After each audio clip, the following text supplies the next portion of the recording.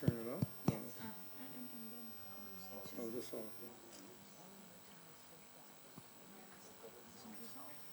Yeah. Okay, thanks.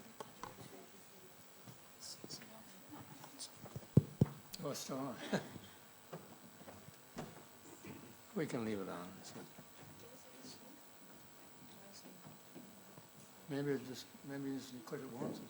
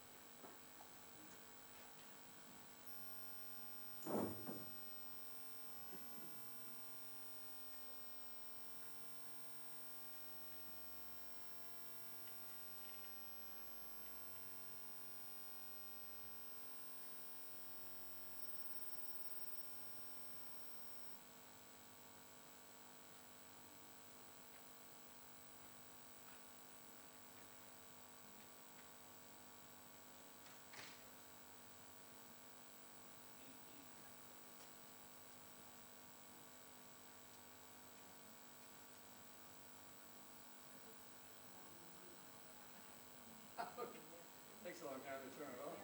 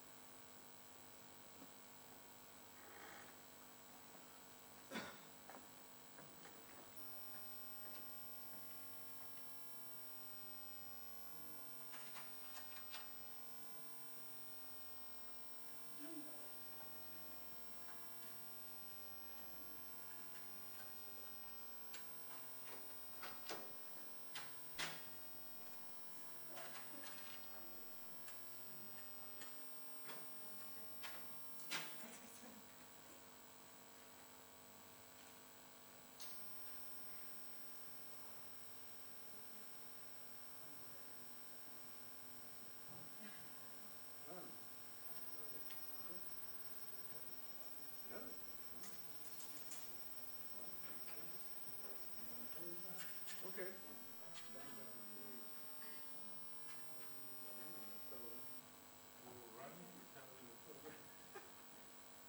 So I can't even go into this way.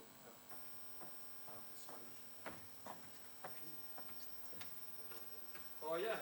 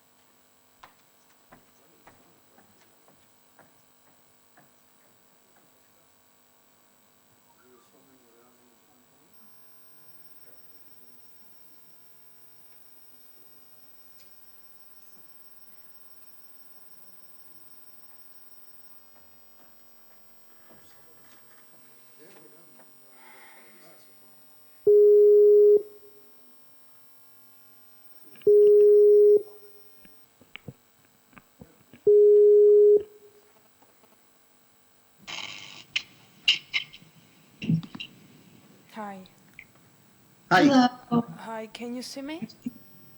Yes. Yeah. Okay. All right, so we're gonna start, I think. Okay.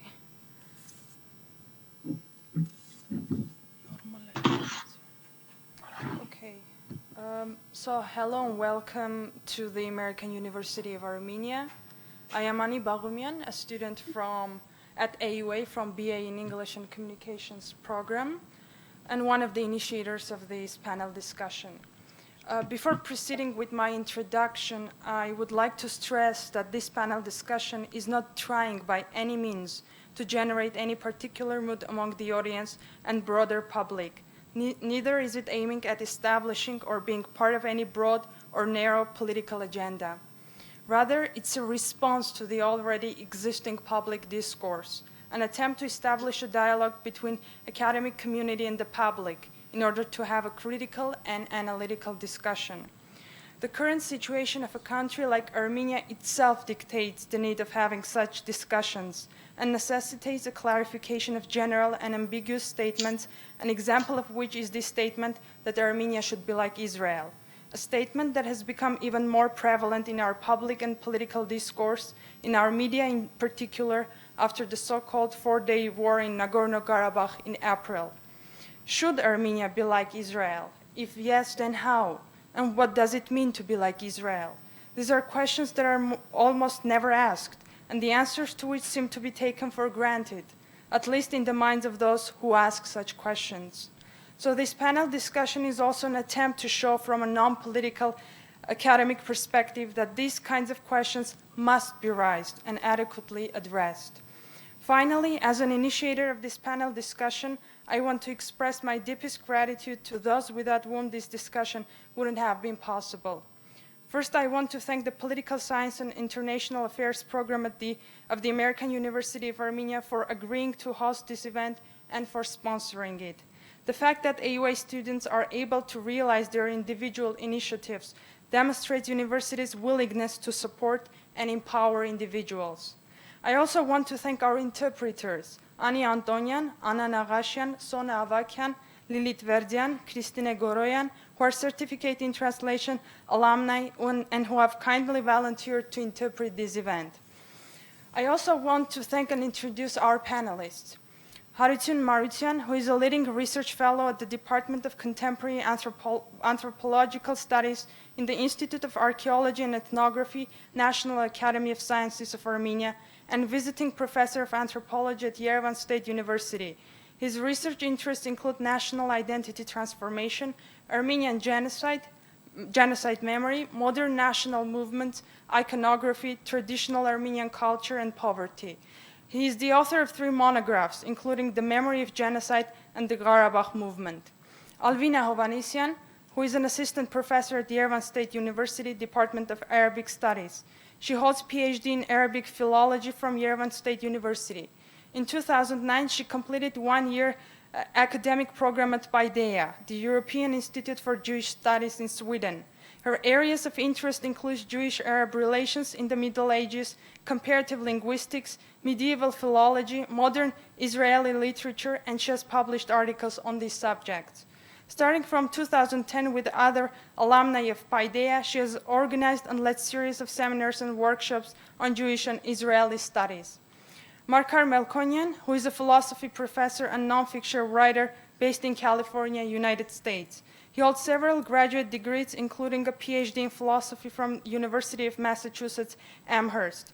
He was one of the founders and directors of a California nonprofit organization that for more than 10 years aided the neediest of the needy in the Republic of Armenia and Nagorno-Karabakh.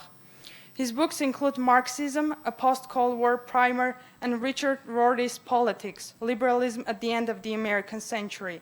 Dr. Melkonian will be joining our discussion via Skype. And our last panelist is Nancy Grigorian, who is a novelist, essayist, poet, and social justice activist based in New York City. She is the author of the novel Zabel, Dreams of Bread and Fire, and All the Light There Was.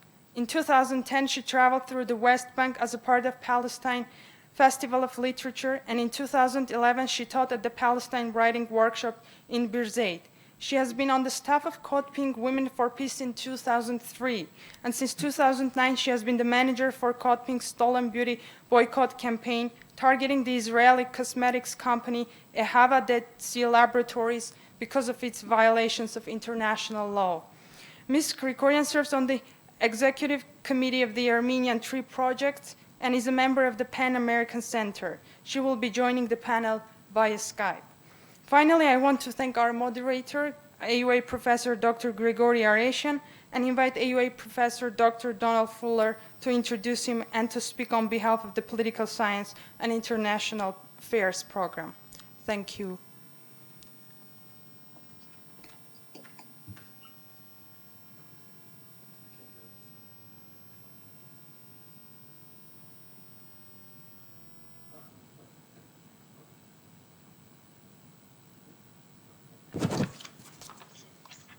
Thank you for everybody coming in this evening. And I'd like to also thank Ani Bagumian, who is one of our very responsible students, and put together this transatlantic or trans-Pacific, depending on your orientation, discussion.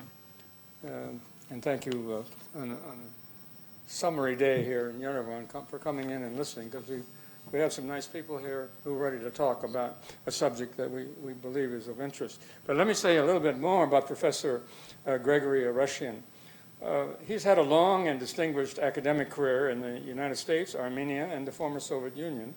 He's the author of more than 150 scholarly works published in 5 languages in 12 countries, mostly devoted to interdisciplinary studies in social science and the humanities, with a special focus on the Middle East and Armenia in a broader historical context. They cover a chronological time span from antiquity to World War I. His last edited volume concerning multidisciplinary study of empires was published by the University of California in 2013. Dr. Areshan's unique intellectual experience combines diverse academic perspectives derived from very different traditions of scholarship, with 2 tours of service in governments of the Republic of Armenia.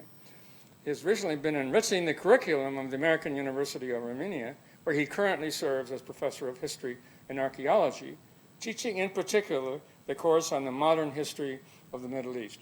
Thank you, and I hope you enjoy the evening. Thank you, Professor Fuller. Dear guests, dear colleagues, thank you for coming again here, and giving a very, very brief introduction.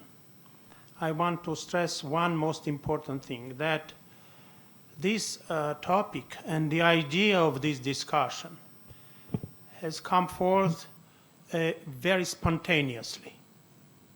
It was not initiated by the faculty or the leadership of AUA.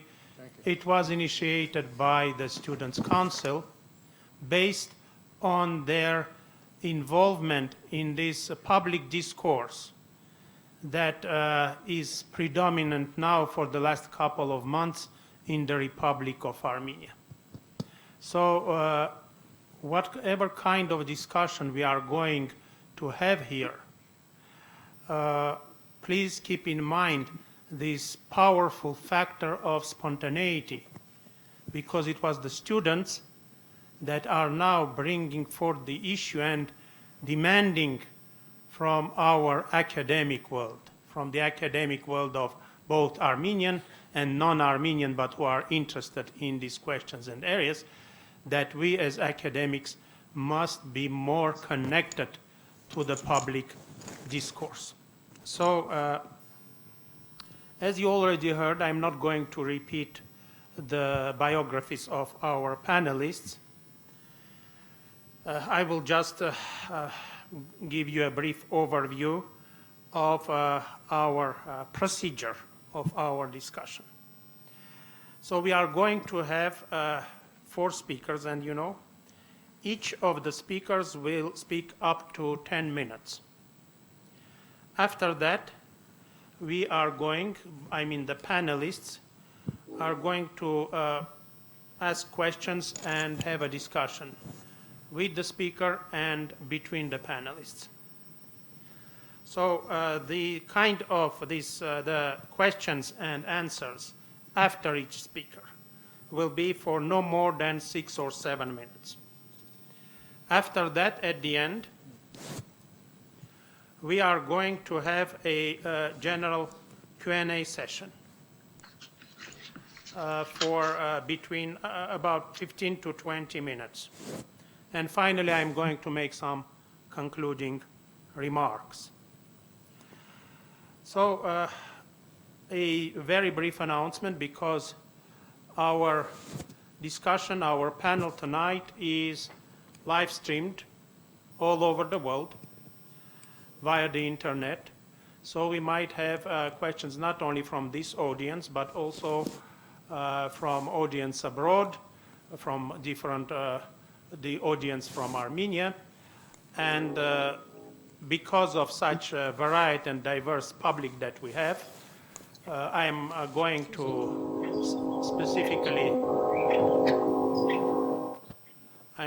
stress specifically that we will accept only questions and brief suggestions, no statements. If we are going to get some kind of general statements, I will simply turn the microphone off of the speaker, not my microphone. So, so pretty much with this we may start, and our speaker is our first distinguished panelist who joins us from California, Dr. Markar Melkonyan, who is going to talk about differences between Armenia and Israel, history, and geopolitics. Please, Dr. Melkonyan, the floor is yours. Thank you, Dr. Areshian. And thank you, Ani, Ms. Bahumian, and I want to thank the Student Council too. In the time available, I want to address the question, in what ways do the Republic of Armenia and Israel differ? I will mention just two interrelated considerations. These considerations should be our starting point, I think, if we want to take the question seriously. The first consideration: unlike Israel, the Republic of Armenia is not a colonial settler state.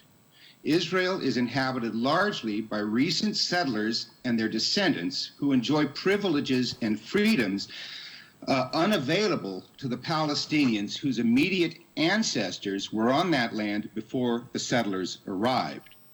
In this, as in many other respects, Israel closely resembles the former apartheid Republic of South Africa. In 1948, the Jewish state became a reality. That same year, in South Africa, the National Party came to power and began enforcing existing policies of racial segregation under the apartheid system. Since then, the two states have been ideological twins, strategic allies, and military and nuclear collaborators. This is not merely a historical sidebar. The colonial character of Israel accounts for the present character of the state and its geopolitical function, just as the colonial character of the old Republic of South Africa accounts for its apartheid character and its similar geopolitical function. As with apartheid South Africa, so also with Israel, the overlap of nationality, class, and power privileges one portion of the population over a subjugated and exploited pre-colonial population, whether black or colored or Arab Palestinian. This overlap of nationality, class, and power gives the dominant society and the state its special internal cohesion and stability. This accounts, at least in part, for the much celebrated, but I would say overrated, fighting spirit of the Israeli military, the IDF, and for the equally celebrated support for the armed forces among a broad part of the Jewish Israeli public. This case is very different in Armenia, where Armenian plutocrats The wealthy rulers lord it over an Armenian population, and Armenian capitalists super exploit Armenian workers. True, Armenia is stable in the sense that it is not chronically racked with rebellion, like, say, Ukraine. But it is stable only relative to other former Soviet republics. Compared to Israel, Armenia is not especially stable. Friends of Israel in cities like Yerevan and Baku admire this cohesion, this stability, but they ignore the fact that it is in part a result of institutionalized apartheid. Thanks to this internal stability, together with a siege mentality, I think that Basharumi Verapermunk, a siege mentality that pervades the privileged population. Thanks to that, Israel and the Republic of South Africa have been able to serve as regional surrogates for the USA, the UK, France, and Germany. And this leads to our second consideration. Israel is today a highly militarized garrison state. Admirers of Israel in cities like Yerevan and Baku often portray it as a model of independence, a self-reliant nation. In reality, however, it is dependent for its continued existence on the bombs and warplanes of the U.S. Sixth Fleet and the constant massive support of U.S. taxpayers. Israel is among the world's most affluent nations, with a per capita income similar to that of the European Union. Yet the U.S. has, in fact, given more foreign aid, as they call it, to Israel, population 7.8 million, of which 1.6 million is Palestinians. They don't get it. They don't benefit as much from that aid. Is given more foreign aid to Israel than it has to all of the countries of sub-Saharan Africa, Latin America, and the Caribbean combined. Population 1 billion.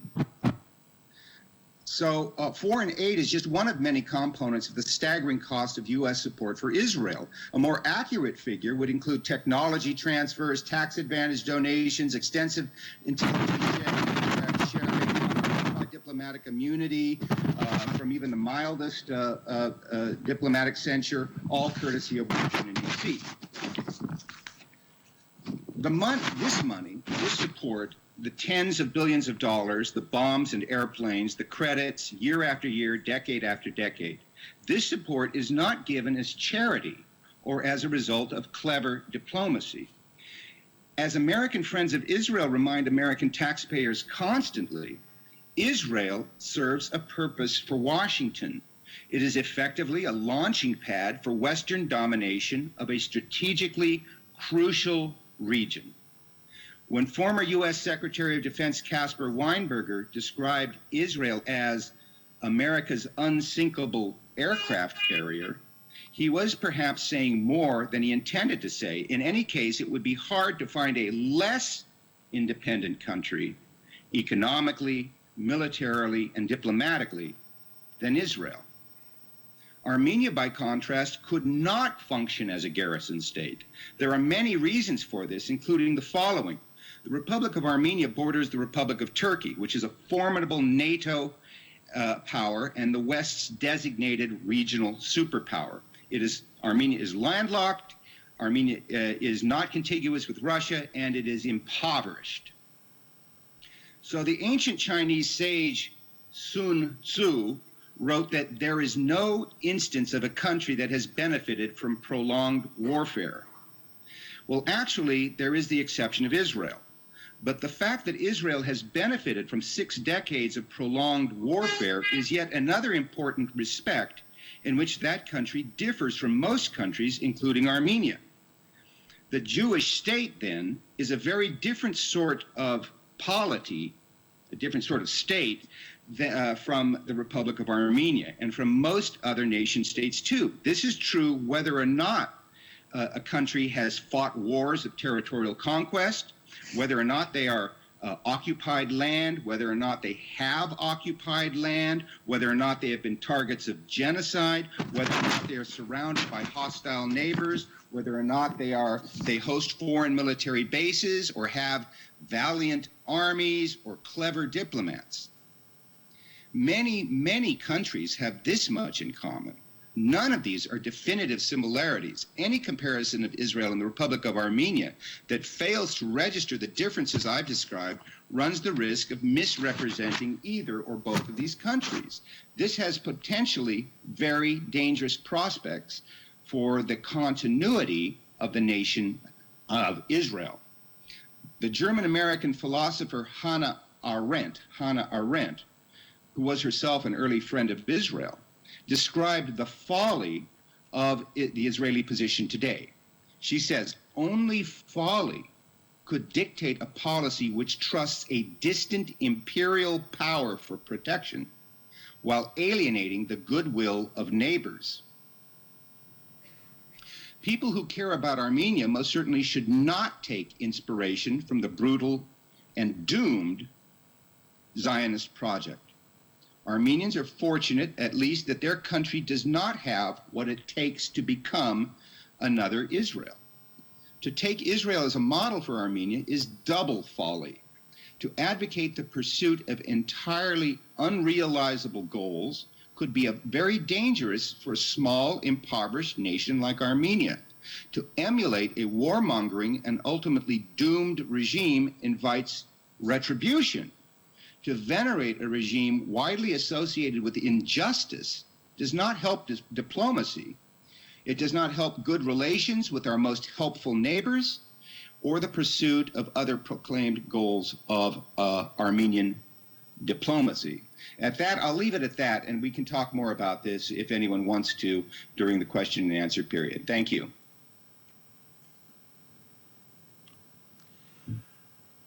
Thank you very much, Dr. Melkonian, for your very passionate and quite Marxist talk. The first question you have from Professor Harutun Marutian. Բարև Մարգար.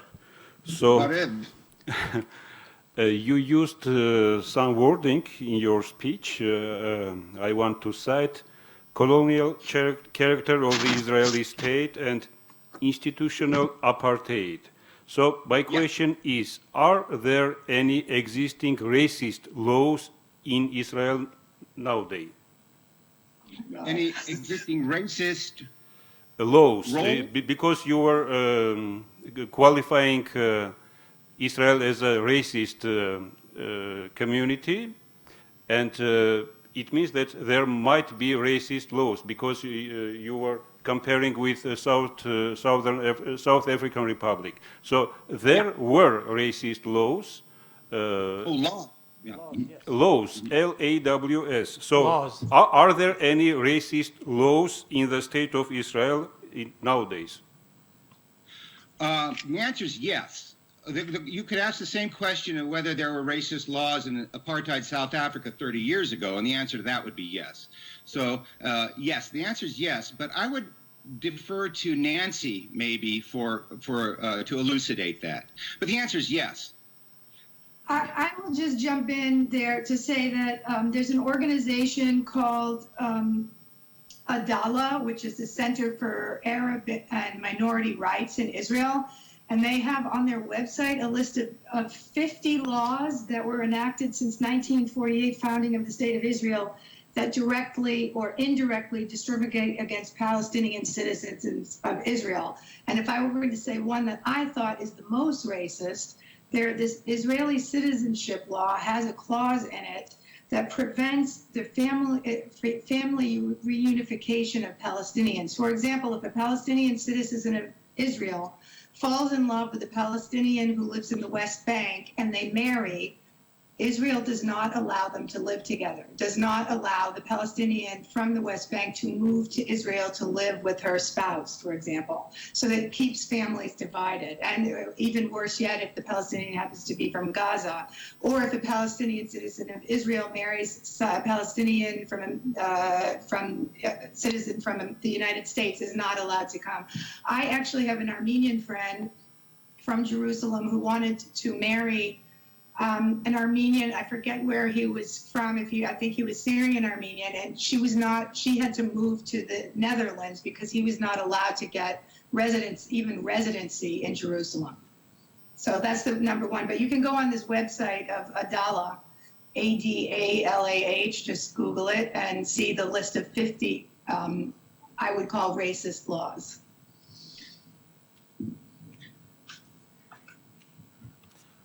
Thank you, Nancy. Do you have a question? Okay.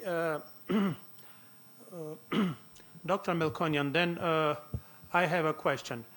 You said that the formation of the State of Israel was a colonial enterprise. So Yes. could you please clarify whose colonial enterprise it was? Whose colonial enterprise? Yes. Well, again, I keep going back, way back when. I remember, I'm old enough to have participated in the anti-apartheid movement against the racist regime. And so it's very similar to, you could ask this exact same question with reference to the apartheid regime in South Africa. Whose colonial project was that?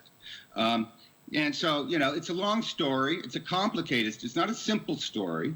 It's not as if, there was some smoke-filled room where someone said, oh, let's colonially dominate Southern Africa or the Middle East. And how do we do that? Oh, let's use them. It's not exactly like that. But, yeah, it was a colonial project. There was a Suez Canal. There was enormous exploitable oil reserves and so forth. There were other strategic reasons to control that region. And, and so the way it panned out was that way. And,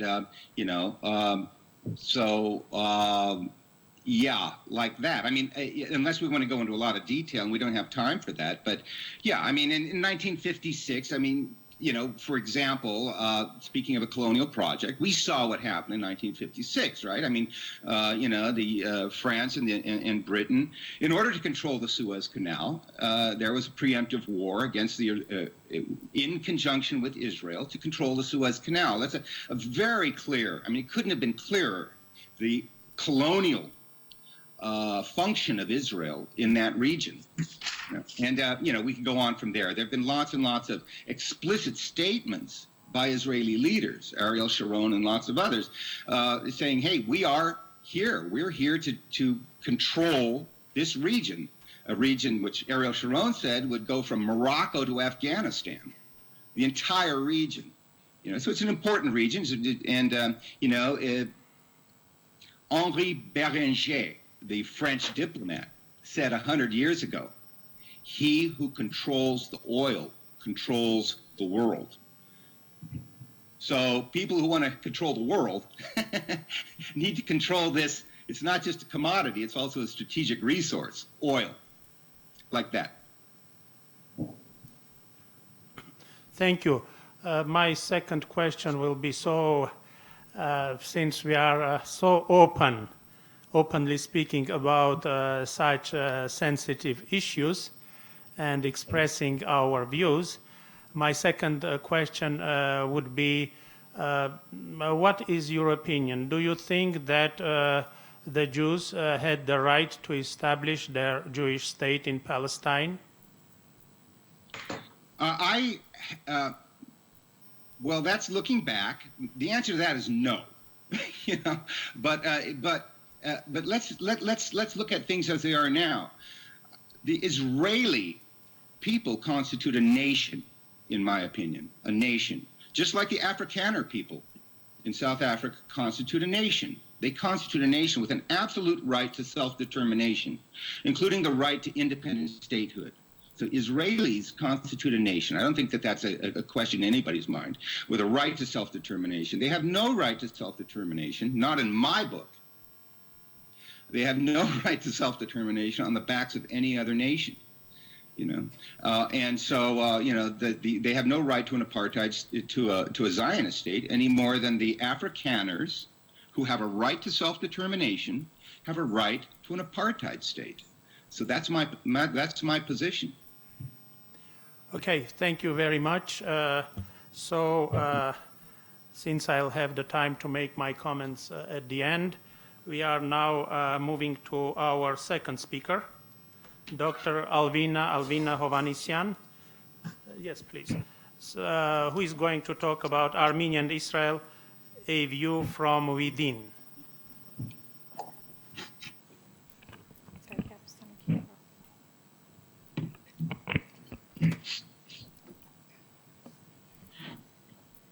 Can I start? Yes.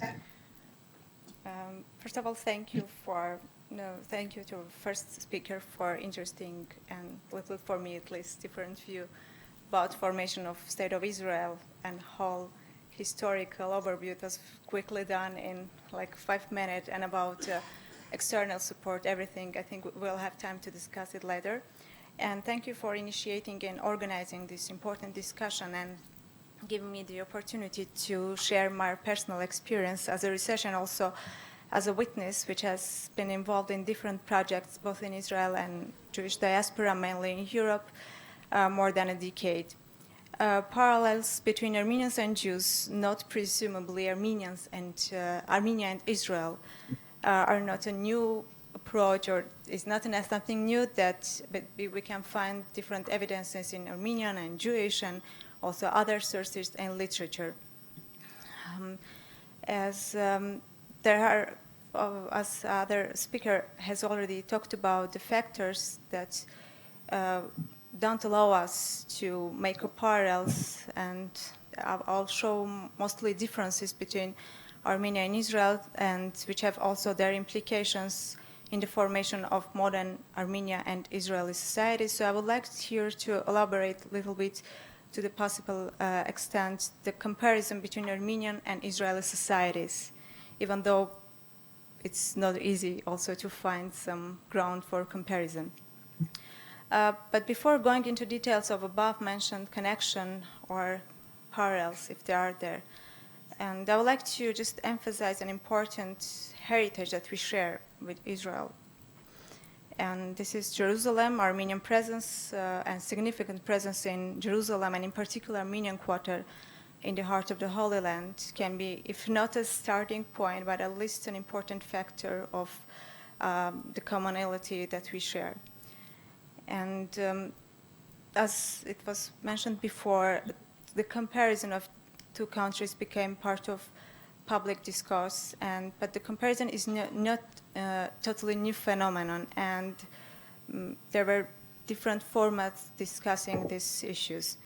And I would like to start with a framing question: should we be like in Israel, or is just adapting the Israel startup nation model because is it successful, or we have parallels or kind of starting points that allow us to think, or that makes us think about Israel as a successful model. And in this context, I would like to share my impressions or my experience of Israeli society. My first visit to Israel was in 2004. It was in a framework of Hebrew learning project. And we were in somewhere far from Jerusalem, in Netanya. It was a very interesting place to learn Hebrew and also Israeli culture.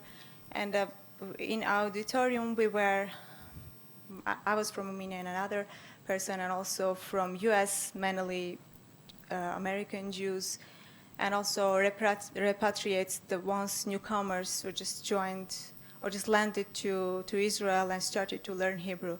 It was for me very interesting and very important image of Israeli society. Israel itself, starting from the first days of its formation, was based on immigration and Jews that immigrated to Israel, and this created that diversity and multicultural that we can see in Israeli society. Well, the reason is more than simple and obvious. This is the repatriation, which has started long before the foundation or creation of State of Israel in 1882. And besides that, Israel also, being very developed country, is hosts now thousands workers, and also which is also a relatively new phenomenon. So I would like to a little bit emphasize this multiculturalism of Israeli society. Israel is a Jewish state, and law of return and other laws, and also where we talked about a little bit about citizenship. Yes, it's granted to the ones who have Jewish roots, and it makes somehow this society more or less monoethnic. But at the same time, the repatriation itself gives us like conditions to not be similar or homogenic, and because of this, we have this multiculturalism or diversity of Israeli society.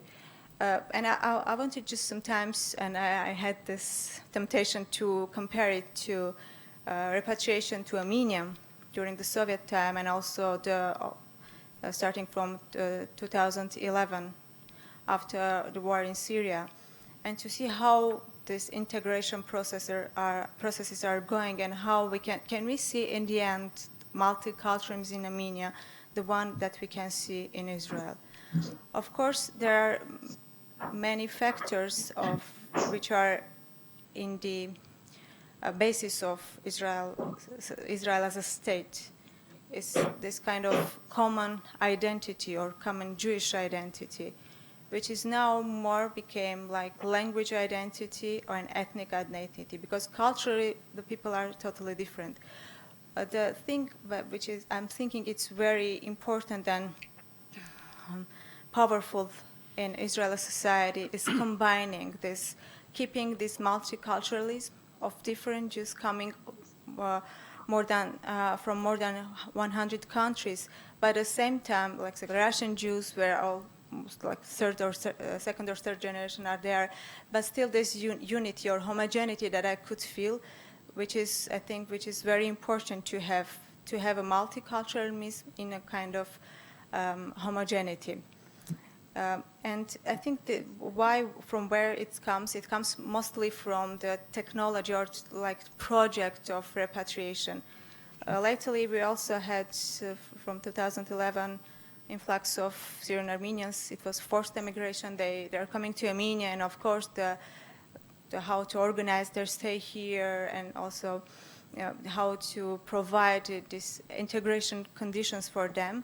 And slightly, I just had there was another project for Arabic language programming for Syrian Arabs I was involved in. So kind of danger. It's only like 5 years we are dealing with this kind of repatriation. It's not repatriation, immigration, and I think that we are too much concentrated on the integration to the community, to the society.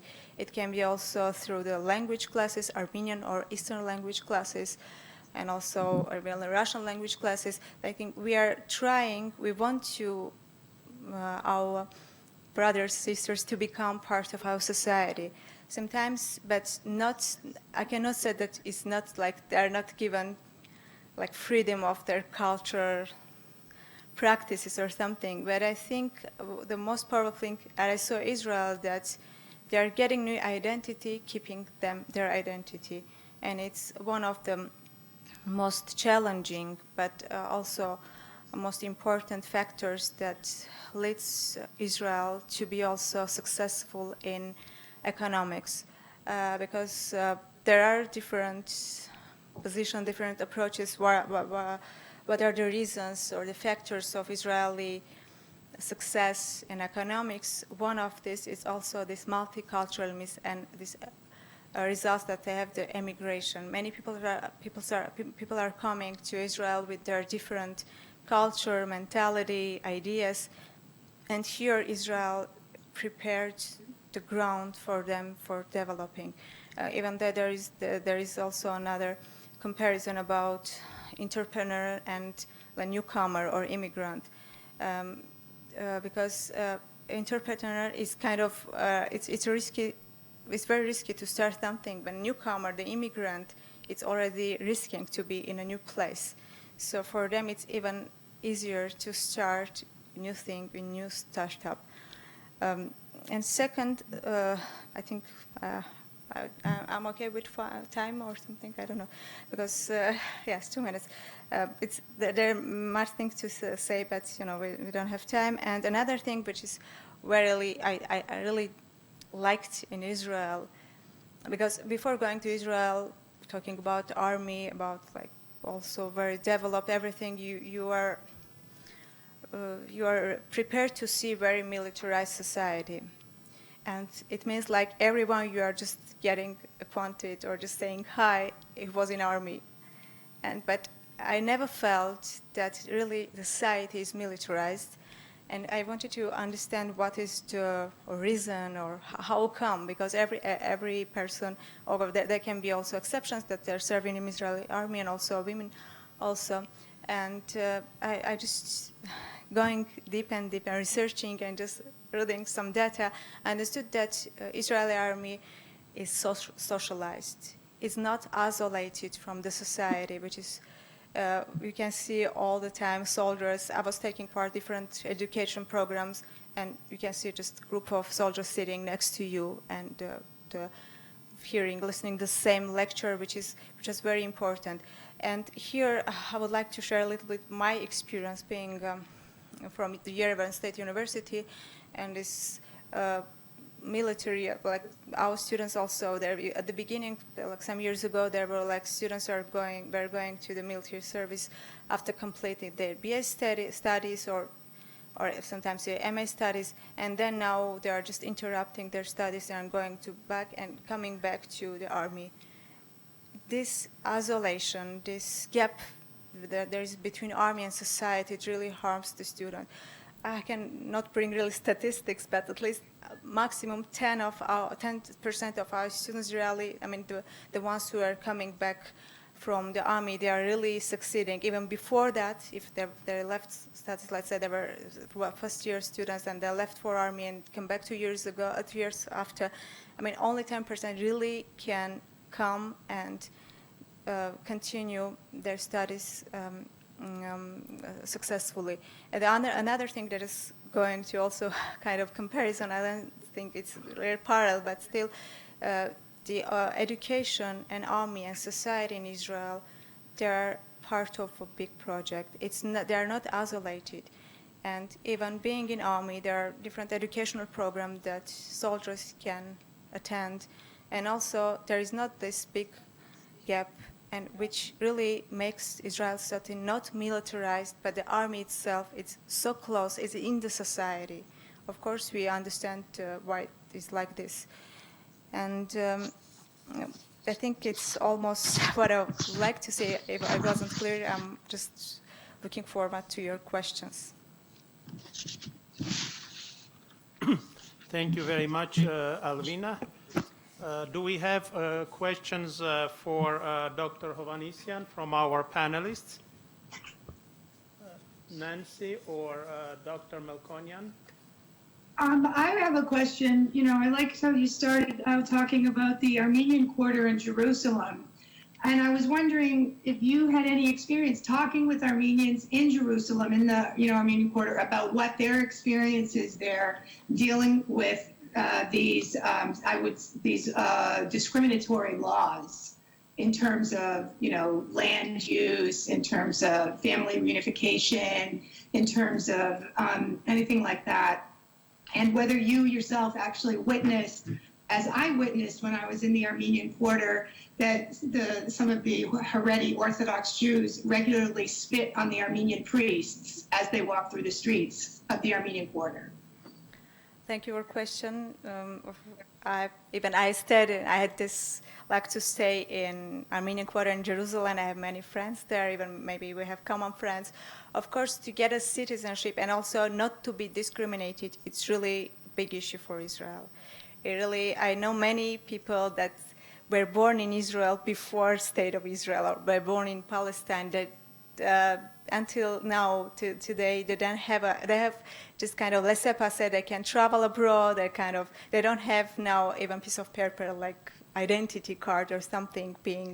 Living in Israel for generations, this is a big problem, and it doesn't justify any national politics in anything. But there are also Armenians also that got citizenship. I know there are different procedures for that, but still, this is the question that Jewish state and Israeli state is still dealing with, being democratic without discrimination in laws even. If it's sometimes even there, law is there, is not easy to get to the implementation of law. The question is there. And another question about Haredi Jews, or like religious Jews, they are splitting, and I think all cities especially, it's a place of tensions. And it's not, of course, there was, I think, kind of joke when they said all this idea of Zionistic movement was to get to Zion, and then Jews came to Zion, but Armenians were there. And it was kind of, all the time, the location of Armenian Quarter in the heart of Holy Land or the holy place makes kind of the like object for being attacked, of course, but I don't think that these Haredi Jews, which are also, it's almost 5%, even more of whole population of Israel, this act, it really reflects something or attitude to Armenians. It's just an act because Haredi Jews... I have one other detail to ask you if you know about, that the Armenian Patriarch signed a 100-year lease on Armenian Patriarchate land, was given to an Israeli company to make a parking lot. They made a parking lot in the Armenian Quarter in the old city of Jerusalem by an Israeli company. And then 2 years after they started the parking lot, they changed it to a Jews-only parking lot. So Armenians in the Armenian Quarter cannot park in the parking lot that is on leased Patriarchate land, just as an example of another kind of discrimination that Armenians face in the old quarter in Jerusalem. Really, I do agree. There are many facts that are discriminated, but in general, in this case of, I mean, we are discussing, and I don't see that. Of course, this is a sense of, we can say, is it a sense of Jewish state being democratic and being Jewish and just trying to... What's democratic about what I just described to you? No, it's a case that can be even in Armenia, not even between Armenians and Jews. I really understand that this is a problematic issue, but of course, because they are Armenians, yes, because of that. But I mean, this trying to get land or something, it's not exactly the thing I think is. It is problem of Jewish state, but it's not a just thing that can only happen in Israel. In Armenia also, there are many cases that we can not get a piece of land or, I don't know, place that we want to have a business because someone owns there. And it's in Armenia, and it's not about a different nation, it's not about being minority in our country, but it's just being part of this country, even citizens of country.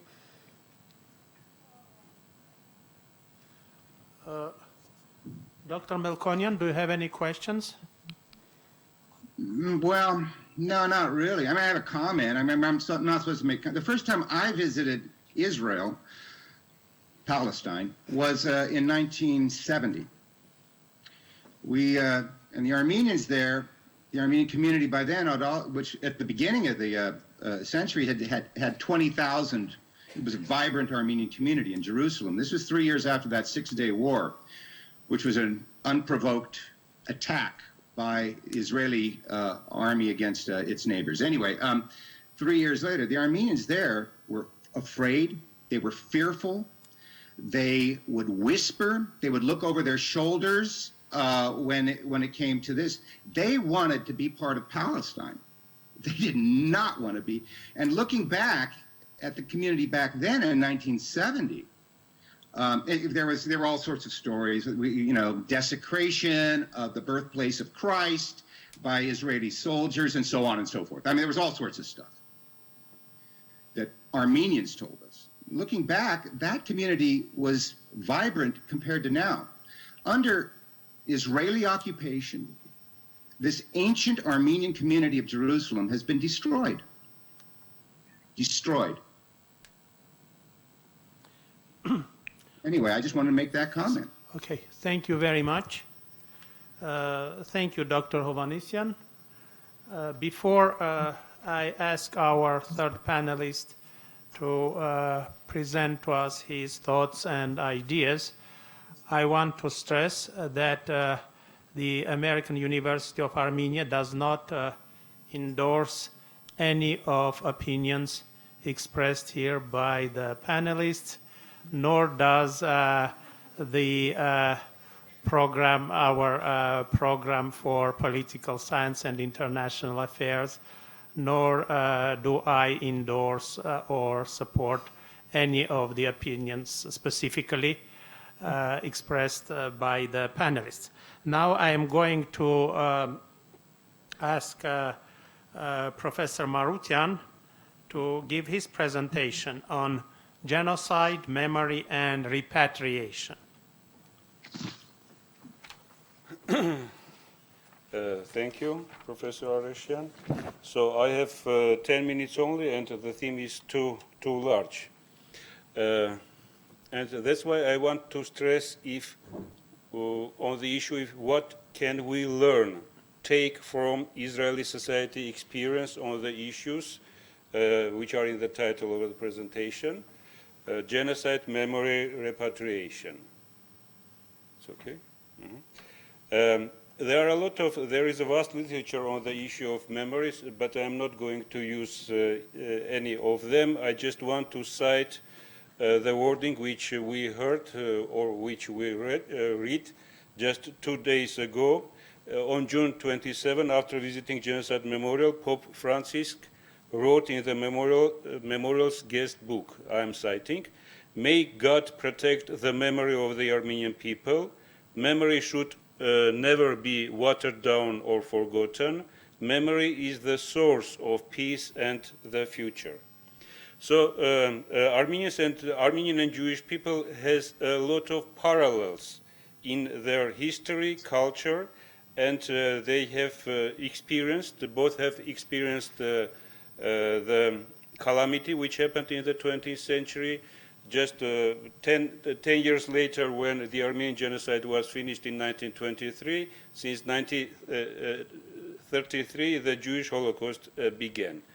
So in that parallels, there are a lot of differences and similarities, and I want to say a little bit on these issues. Just 1-2 sentences on each issue. Holocaust and genocide are one of the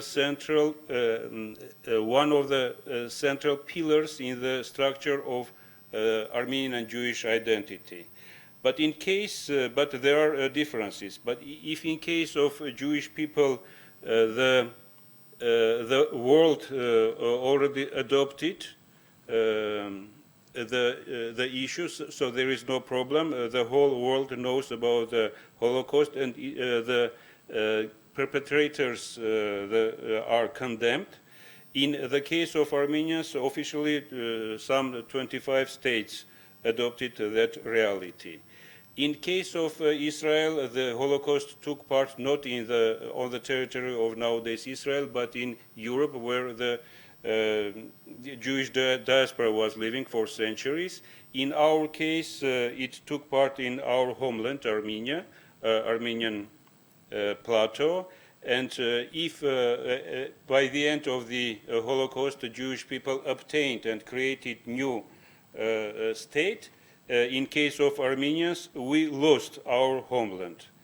So let me just repeat part of the idea that if the whole world recognized the Holocaust, in case of our neighbor, in case of perpetrator of Armenian genocide, Turkey, we are witnessing state denial, which is continuing more than 100 years. There are differences in the identity issues. I mean, the issue of the victim or fighter. In case of Israel, since 1953, the State of Israel adopted a law according to which the Remembrance Day is titled Holocaust Victims and Heroes Remembrance Day. So more than how much, nearly 70 years,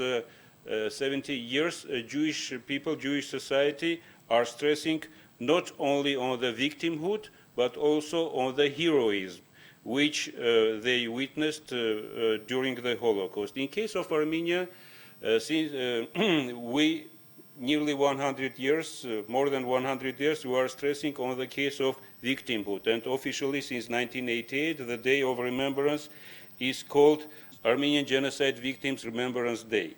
But if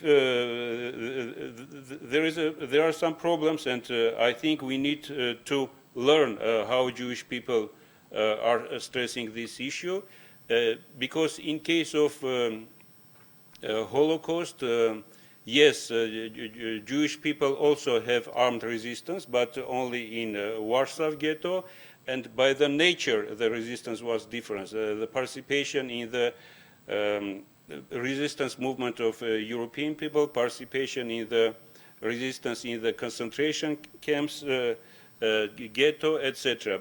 In case of Armenians, we have vice versa. We have a lot of armed resistance. For example, in Shatah, Van, Shapin, Garahisar, Mush, Urfa, Hajan, Ayantab, Musaler, etc., etc. So 100 years passed, and we need to, in my opinion, reformulate the day of April 24, and I am suggesting just in a way trying to adopt the Jewish approach. I am suggesting today to change that formulation to Armenian Genocide Victims and Self-Defense Battles Heroes Remembrance Day. Well, in case of Jewish people, after the Holocaust, when the Germany and German people adopted their guilt, there was a change of attitude from German people as an ethnicity or from as a nation to that of the ideology. And the main guilt is Nazism, the ideology. In case of Armenia, we have, and Armenians, we still are stressing on the ethnic tragedy, on the ethnic belonging of the perpetrators. And we are spending a lot of time on the proving of the genocide, that it really happened. In case of Jewish people, there is no need, because the world adopted that reality. So that's why I think we have some differences when we are talking to the world. If we are stressing on the ethnicity of the perpetrator, the world in general cannot adopt, because it can bring from their point of view to racism, because we are saying that the guilt were the Turkish people and some Kurdish, etc., etc., but we are not stressing in our historiography on the we are not stressing on Turkism and Pan-Turkism. And we need also to learn from Jewish people to change our approach. And from this issue is coming another one, that if in case of the Holocaust, for example, I calculated in 2013 there were nearly 67 museums and exhibitions on the Holocaust. In case of Armenian genocide, we have 3 to 4 exhibitions and museums on the Armenian genocide. So, but we have hundreds of monuments, and that hundreds of monuments, Armenian people are visiting in general only during one day. And the members of the society where that monuments are situated, in general, do not know to what they are devoted. But in case of the museums, which are opened, how much? More than 300 days per year, thousands and thousands of people can learn about what happened to Jewish people, and that's why their attention to the issue is much more different from us. This is bringing with it another issue, the issue of education. The Holocaust is learned, is taught in dozens countries where even there is no Jewish community, from, I do not know, from South Korea to Venezuela. But still we can't say the same about the Armenian genocide issue, because they are stressing on the totalitarian ideology, on that point that the evil was totalitarian.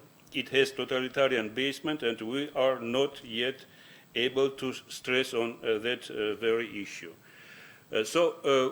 What I want to say that we need to learn. We need to learn their experience and try to use interesting moments for our case.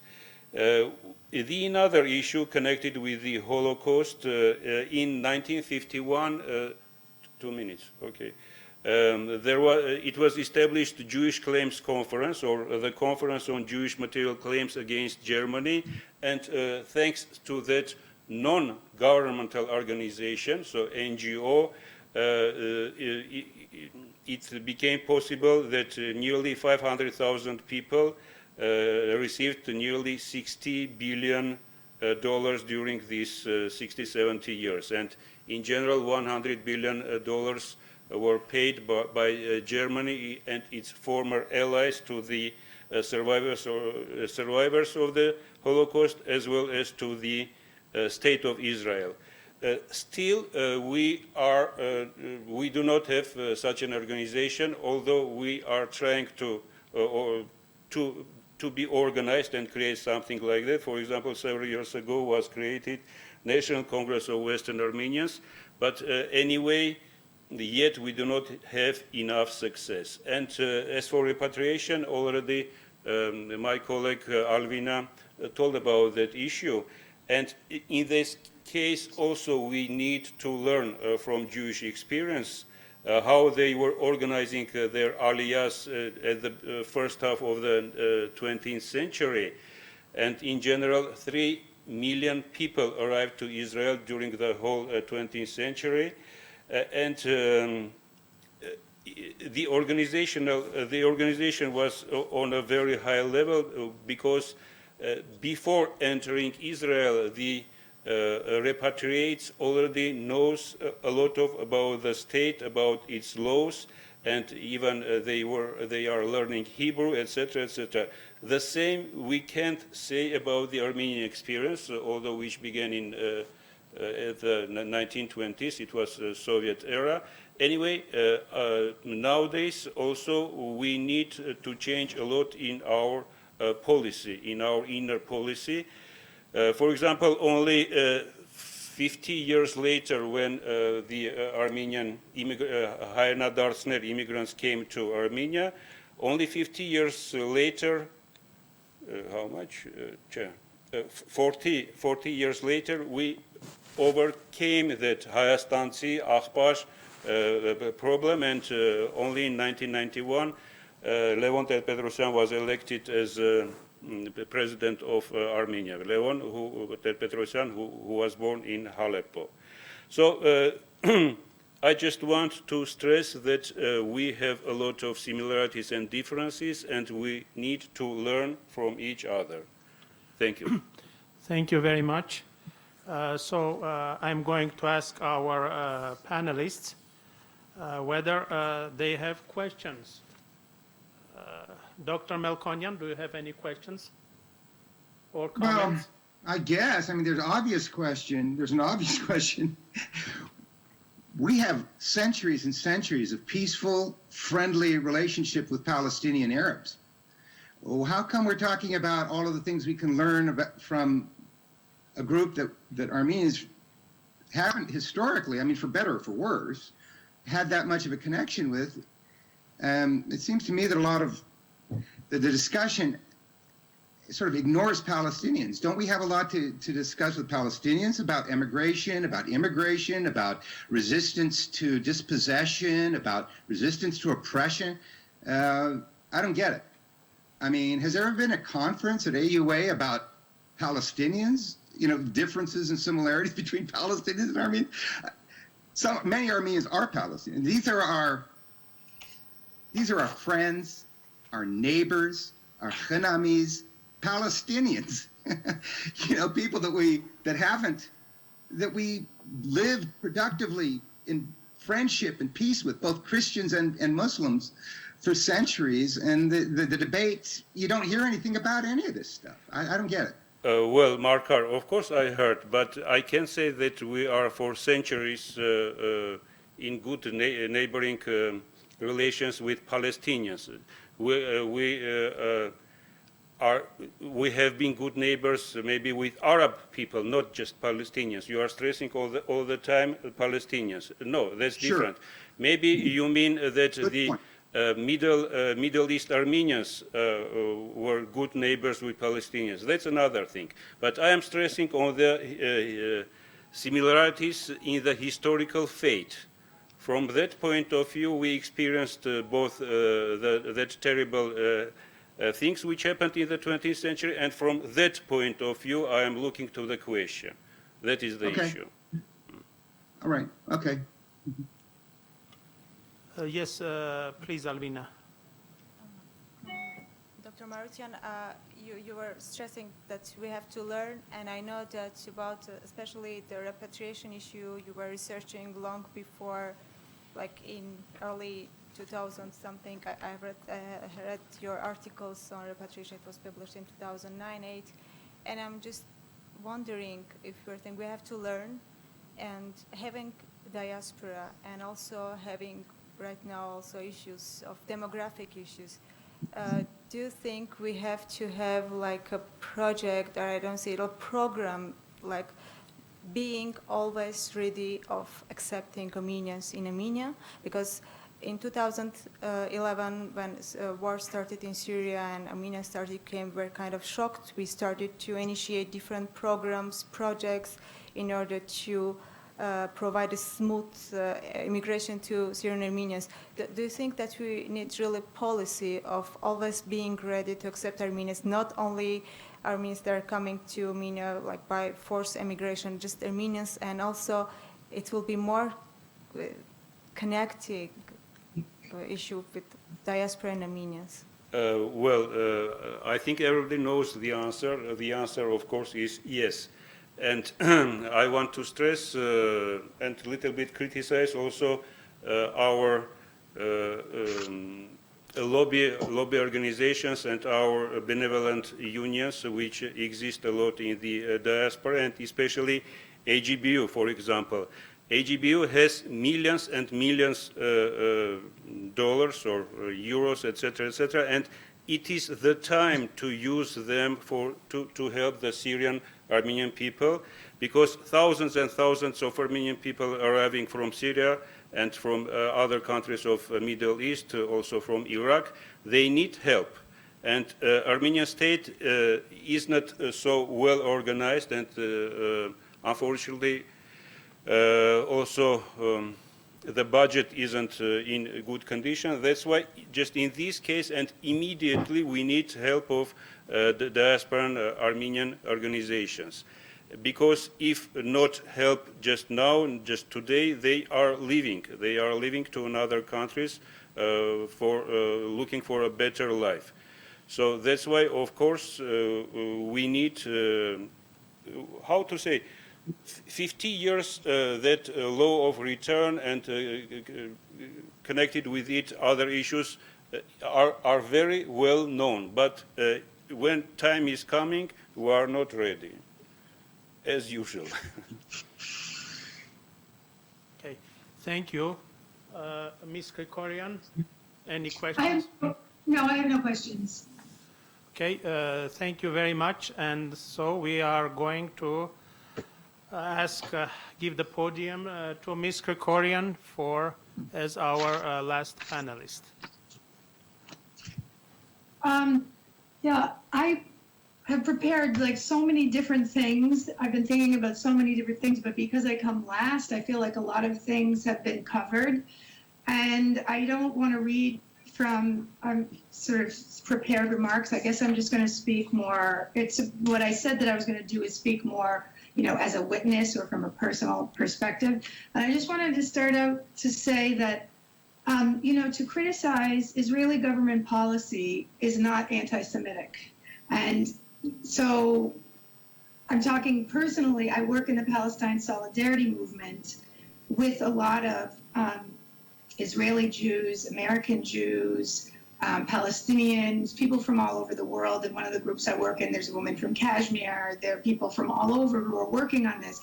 When I was a student at Columbia, a grad student at Columbia in the mid-late 80s, I was very involved with the anti-apartheid movement. And I feel like what's happening now, at least in the States and in Europe, where I have some experience, there's a similar taking up of the Palestinian cause in the same way, among students, on college campuses, among faith groups, the way that there was in the mid-late 80s, around the issue of South Africa. And as I said, I worked very closely with a lot of progressive and radical Israeli Jews who are post-Zionist, if not anti-Zionist. And to do this work is not about like taking sides. It's not like pro-Israel, anti-Israel.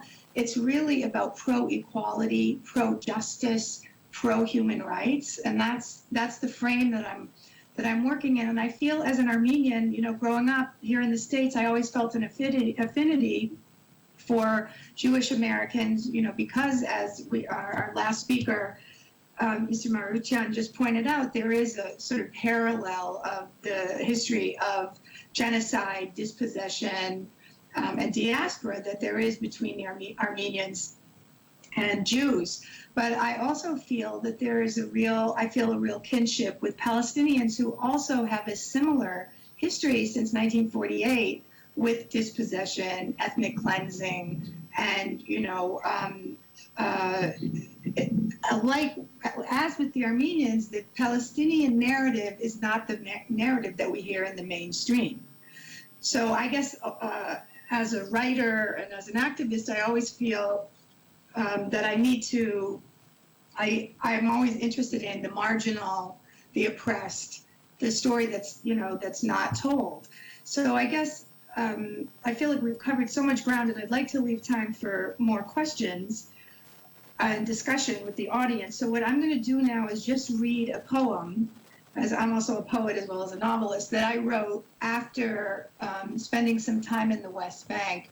I was asked by a friend who runs the Palestine Festival of Literature. They were looking for poems for an anthology, mostly poetry and short prose pieces for an anthology. It said, write a letter to Palestine. So this is my letter to Palestine, and it's called Letter to Palestine with Armenian Proverbs. And there are 1, 2, 3 Armenian proverbs sort of interwoven in the text. And this text is about, to me, like the history of Palestine and Palestinians in the diaspora, and a sort of, and in the West Bank and in Israel proper, and also a feeling of affinity and identification that I feel as an Armenian towards their struggle.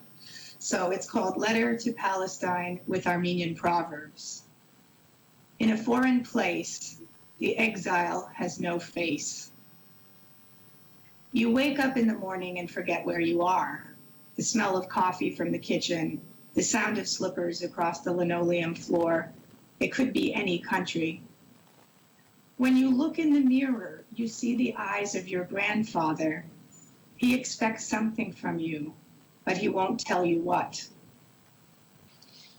Better to go into captivity with the whole village than to go to a wedding alone. The fabric was torn. With scraps, you have made a tent. You have fashioned a kite. You have sewn a dress. You have wrapped yourself in a flag. They have separated you with gun, grenade, barbed wire, wall, prison, passport. They have underestimated your will. The hungry dream of bread, the thirsty of water.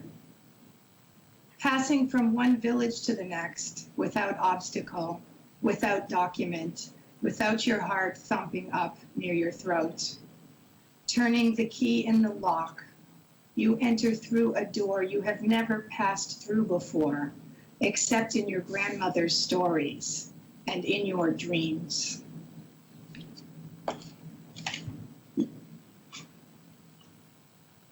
That's it.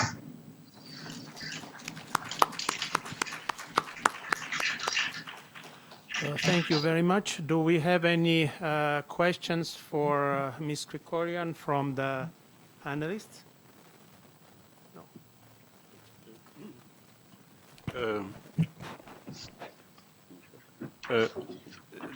Dear Nancy, I just want to clarify for us and for the audience that when we want to formulate the question for today's talk and comparing Armenian and Israeli society, if what we can take from Israeli society, or do Armenia want to be Israel?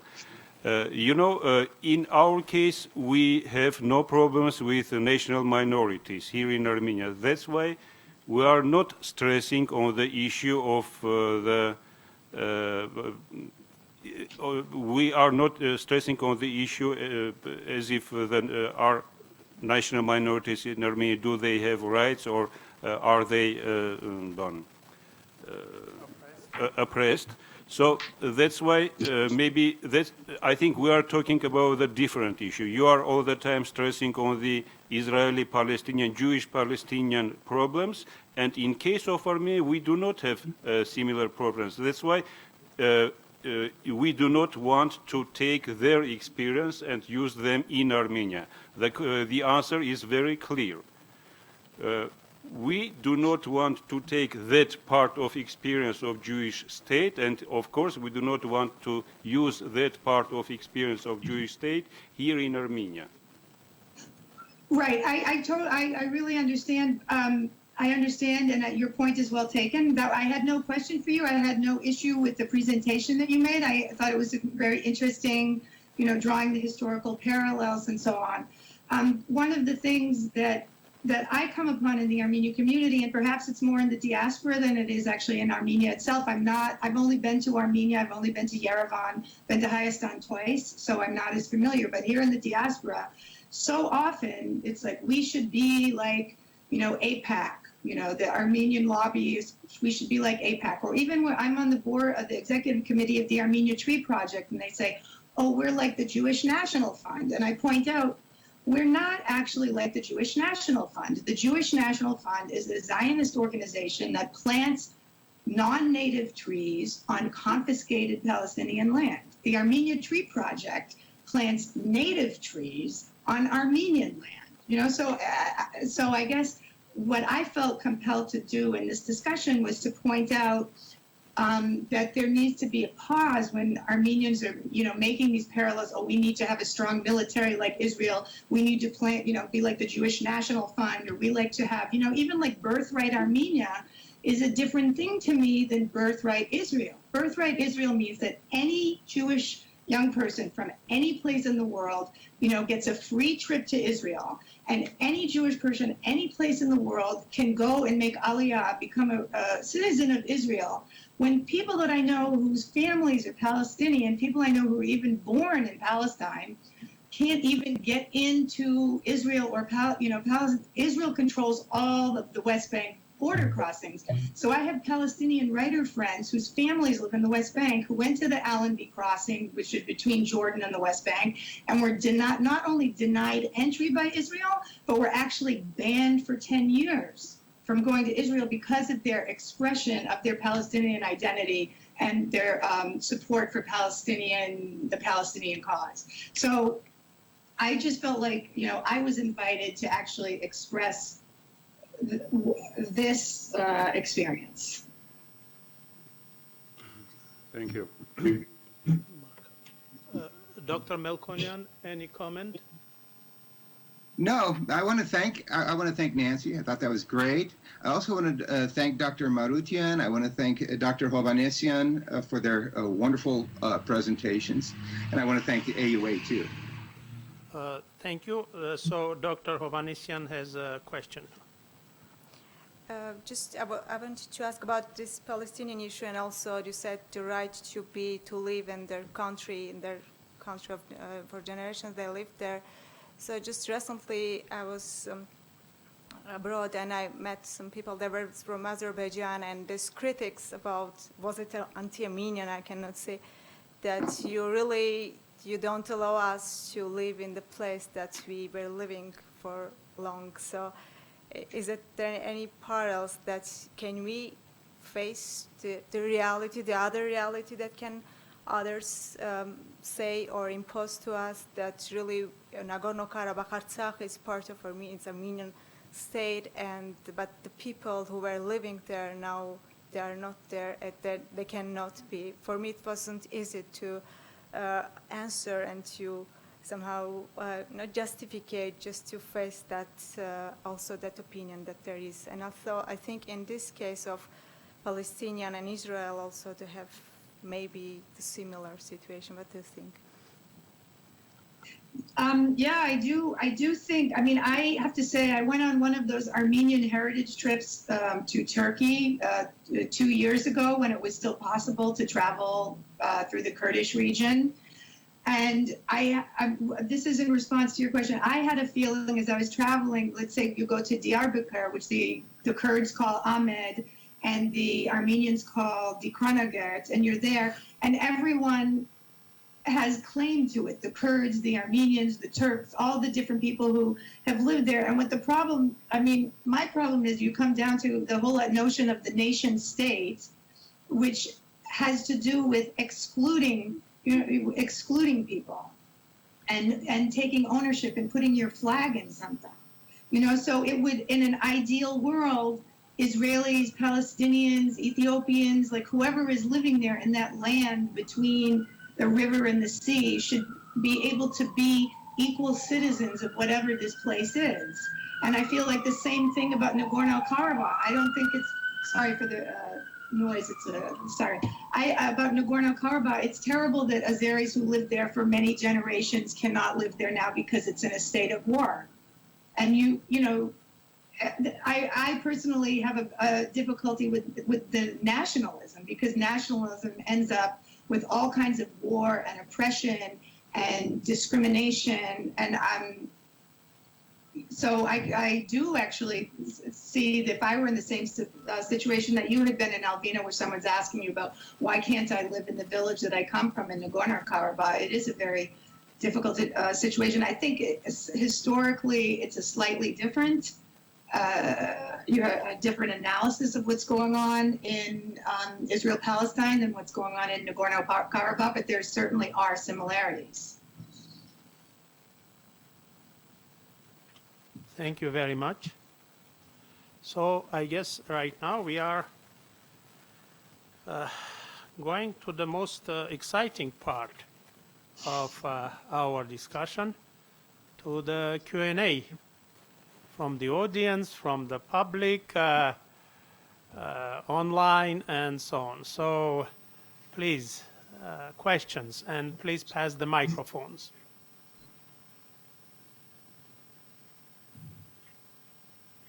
The first hand there was in the back.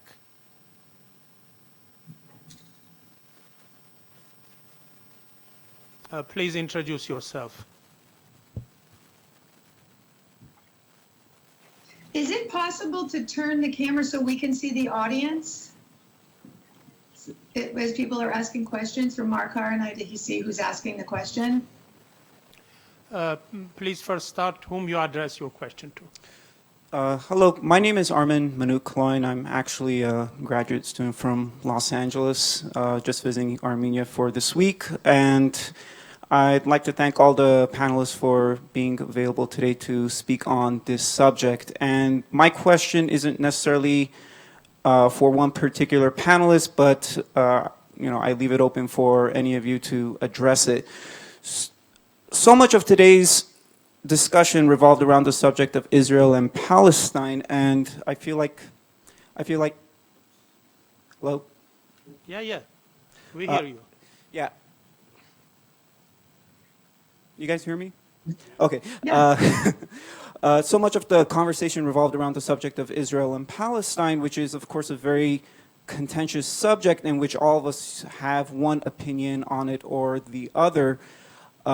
And while it was illuminating to also hear about the experience which Professor Marutian touched upon, memory and how Armenians and Jews cope with the subject, I was wondering if perhaps we could address an issue which doesn't necessarily relate to the conflict between Israelis and Palestinians per se, but perhaps the subject of Israel and in the state that it is in right now, perhaps the subject of its economic state. There was a book which came out a few years ago by Dan Senor and I think it was Saul Singer, which was titled The Startup State, which talked about how businesses were able to start up in Israel over the last 40, 50 years. And I was wondering if maybe any of the panelists, perhaps Alvina, if you might have some insight on this subject, perhaps? Okay, thank you. If you can elucidate on this. Thank you. Yes, thank you. You want to take the question? Yes, it's about, it's on now. Thank you for the question. And also, I think I used some of ideas I've read in that book, Startup Nation, a Miracle, Israeli Miracle of Israel Economy. And the idea was that there were also Israel in last 40 years, we can say, because there are also division between, like after say, a Six-Day War, and then how come a tiny country being in war situation and without any natural resources could achieve and could be like one of the very high developed countries in the world. And in that question, in that book, it's a book, very interesting research based on different interviews. One of the author he's an entrepreneur, another is a journalist, and they're like through interviews they're trying to find the answer on this question. And I think in my speech I somehow, because I just after preparing for this discussion, I just came out that I really using the ideas without realizing that the main factor were immigration and also immigration, which also with these ideas they came to Israel. Another one was army, but army not just a military institution, but army because army is part of the education, part of the identity, part of behavior in society. There was even in the book there are many jokes and about many interesting and funny stories about every soldier in Israeli army can just talk to the commanders and other things. I mean, it just the Israeli army really prepare person to be part of the society and also to put its effort in the development of the society. Of course, then there is another important thing that is in book, and it, usually in whole image of being a startup nation, it's also the development of these ecosystems or startup ecosystem, which are really supported by different organization or institution, like it can be university and also it's state or government policy that really makes this economic wonder makes reality. Thank you very much. Next question. Please introduce yourself and direct the question to a specific panelist if you would like. My name is Anton Ivchenko, and sorry, I will ask a question in Armenian.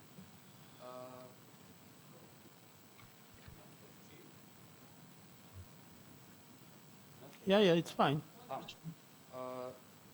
Հարցս ուզում եի ուղղել Հարություն Մարությանին։ Դուք ասացիք, որ Հայաստանում ազգային փոքրամասնությունների հետ խնդիր չկա։ Արդյոք ուզում եի եւս մի անգամ հարցնել, արդյոք այդպես է, բայց ուզում եի նշել կոնտեքստը, որում այդ հարցը պիտի լինի։ Մի ռաբին կար, Մեր Կախանե, արմատական, ծայրահեղական, ես կասեի, սիոնիստ էր, որը 80-ականներին, եթե չեմ սխալվում, գրեթե ընտրվել էր Կնեսետ, ասում էր, որ Կնեսետ, հա, Կնեսետ։ ասում են որ չի ուզում Իսրայելում թափվի արաբի գոնե մի կաթիլ արուն, որտեղ չի ուզում որ Իսրայելում լինեն արաբներ։ Հայաստանում չկա ազգային փոքրամասնությունների հետ խնդիր, որտեղ Հայաստանում չկան ադրբեջանցիներ։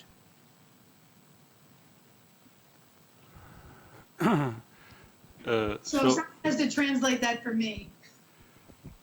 Anton Ivchenko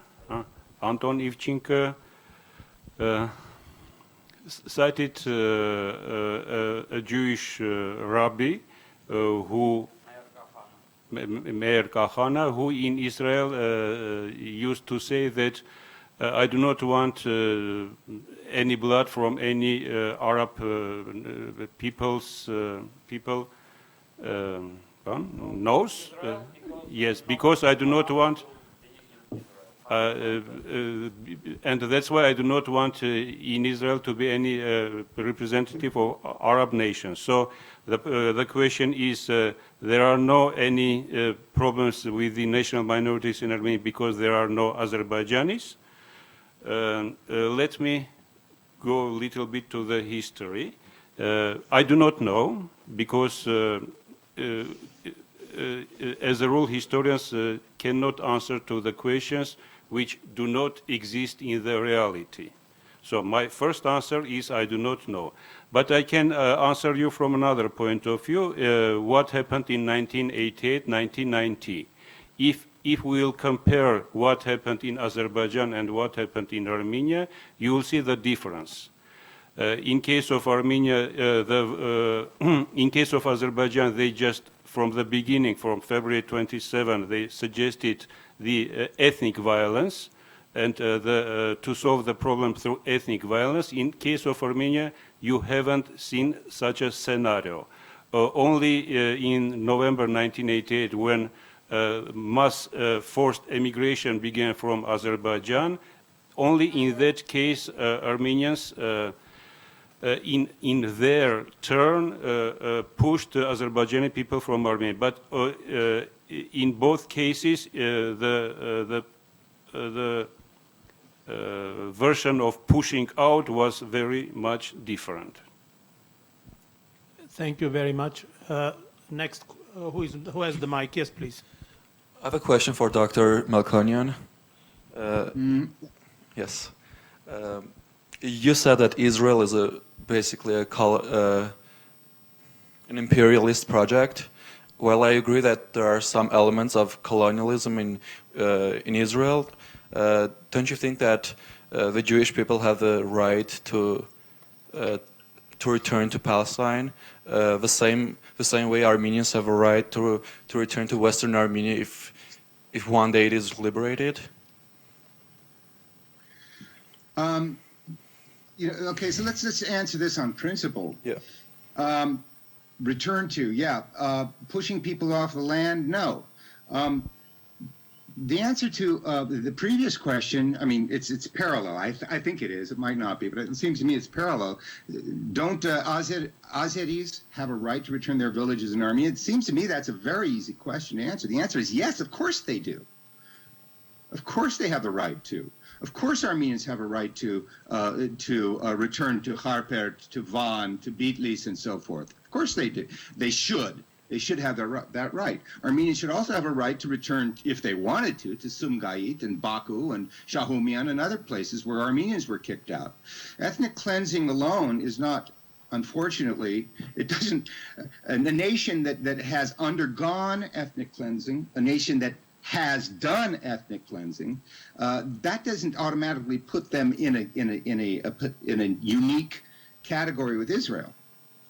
By my count, there are 150 ongoing international territorial disputes between recognized states right now, involving 120 different states. 120, that's most of the states on Earth. Most of the members of the United Nations on Earth are involved in territorial disputes. Turkey has many territorial disputes. Okay, so just because you have a territorial dispute doesn't mean that you're like Israel.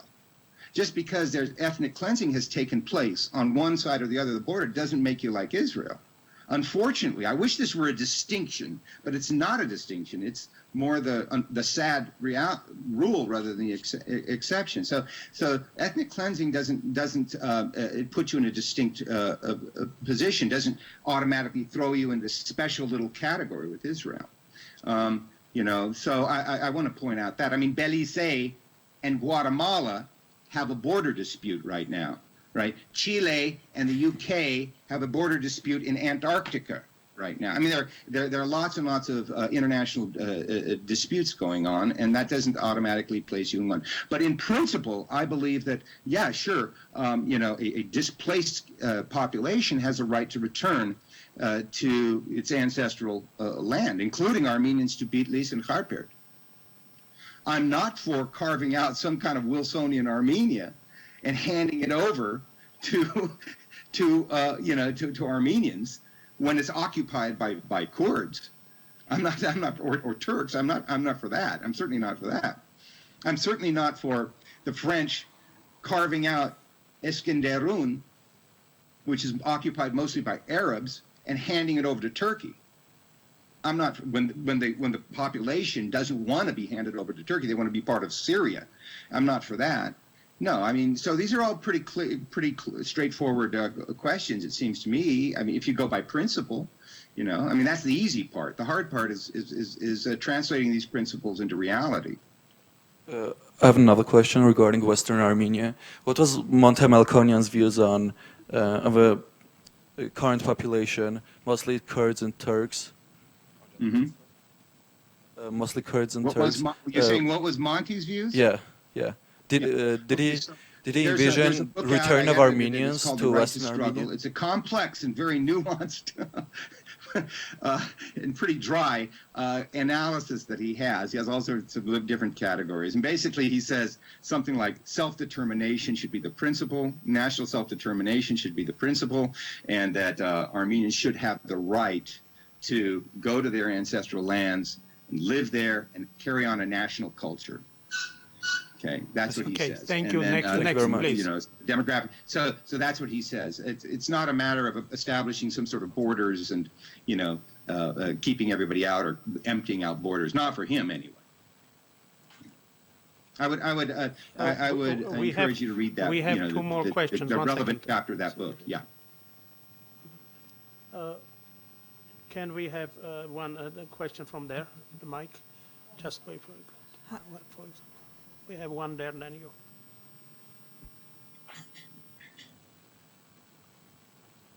It's my turn? No, you will be next. Go ahead, then you. Oh, we have 1, 2, 3. We have 3 more questions. I'll make my question very brief. My name is Nelly Dergurarian, by the way. My question is addressed to Arina, I think your name was. Since you have interacted with Israeli people for quite some time, what's your understanding for the denial of the Israeli government of the Armenian genocide? In Armenia, we have a memorial for the Holocaust. From what I understand, in Israel, there is a forest that is being populated to commemorate the Turkish and Azeri victims of genocide at the hand of the Armenians. What is your interpretation of their policy on this subject? Thank you. Thank you for your question. As you're totally right, it was the tree were planted, I think, last year, or just this recent event that you have mentioned. Just one thing, interacting with the Israelis, and if they know I'm from Armenia, I'm coming from Armenia, the first public opinion, as much as I could just follow, it was also, it's a kind of, it's even the word, it's a shame that we are not recognizing Armenian genocide, because even it was reflected in somehow in Jewish literature in different perspective, really it's a problematic issue, and of course they are always speaking that state policy doesn't reflect the reality. Like Israeli people, Jews, they know about the experience of Armenians and genocide. They never said that it wasn't genocide. It's just part of policy which is sometimes justified by the good relations with Turkey and also with much more closer relations with Azerbaijan after the getting independence, and also the presence of big Jewish community in Azerbaijan, which are really now active, very active in Israel. I think this is the issue that we see the result of these interactions. But in general, Israeli society, it's more than open to that question, and even they are very. Is anyone saying anything? I can't hear anything. I can't either.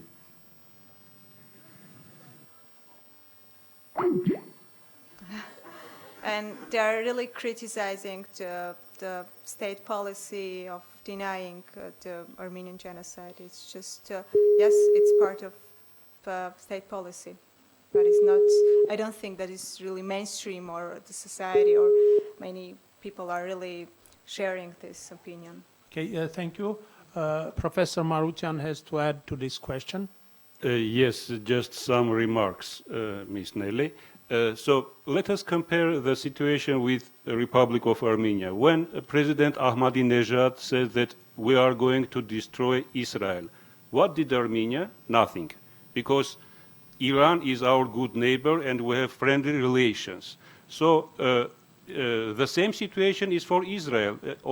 In the whole Middle East, they have only one state who is in good relations with them, friendly relations, Republic of Turkey. That's why they do not want worsened their relations with that state. The issue is just in that, I think, in that. Similarly, Armenia do not want to worsen its relations with Iran, who is not in good relations with Israel. So let us, when we are saying about Israel, let us say also about the Armenian policy.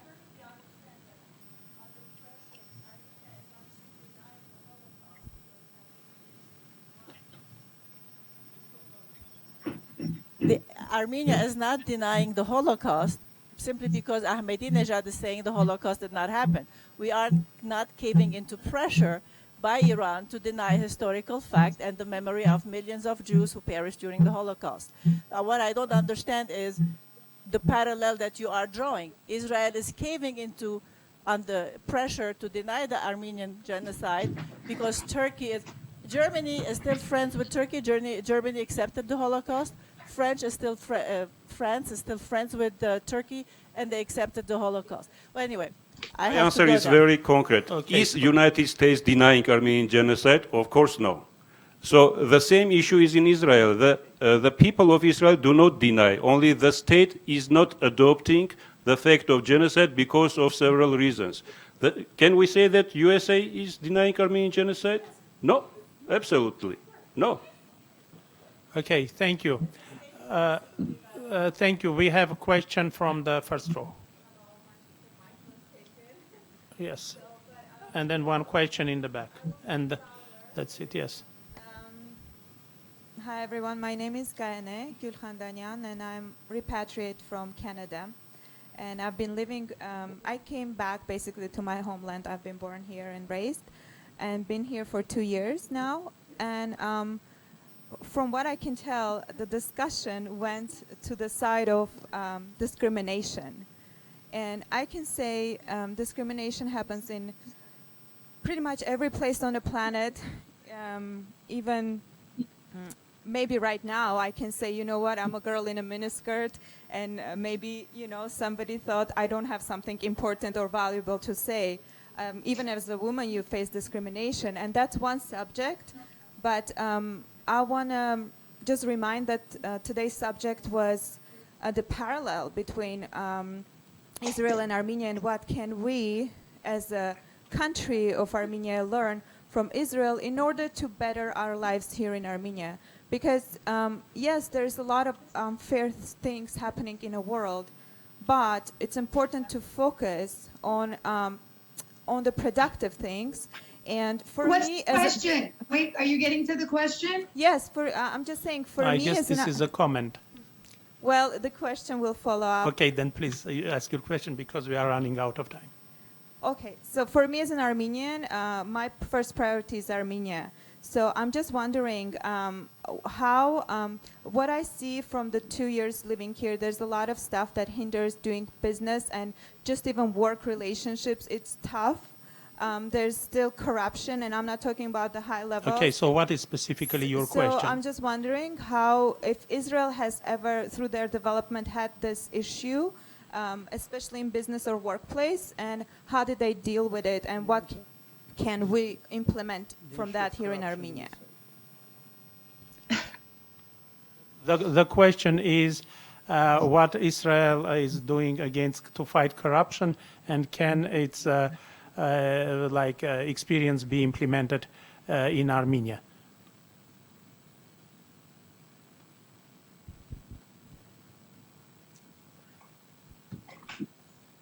Okay, please go ahead. So I cannot give the answer to this question, but I say that even my statement of democratic state was kind of questioned. Israel, it's really considered to be one of the open societies and also states, and at least educational institution or educational system I was dealing with, I really was impressed by this openness and lack of corruption.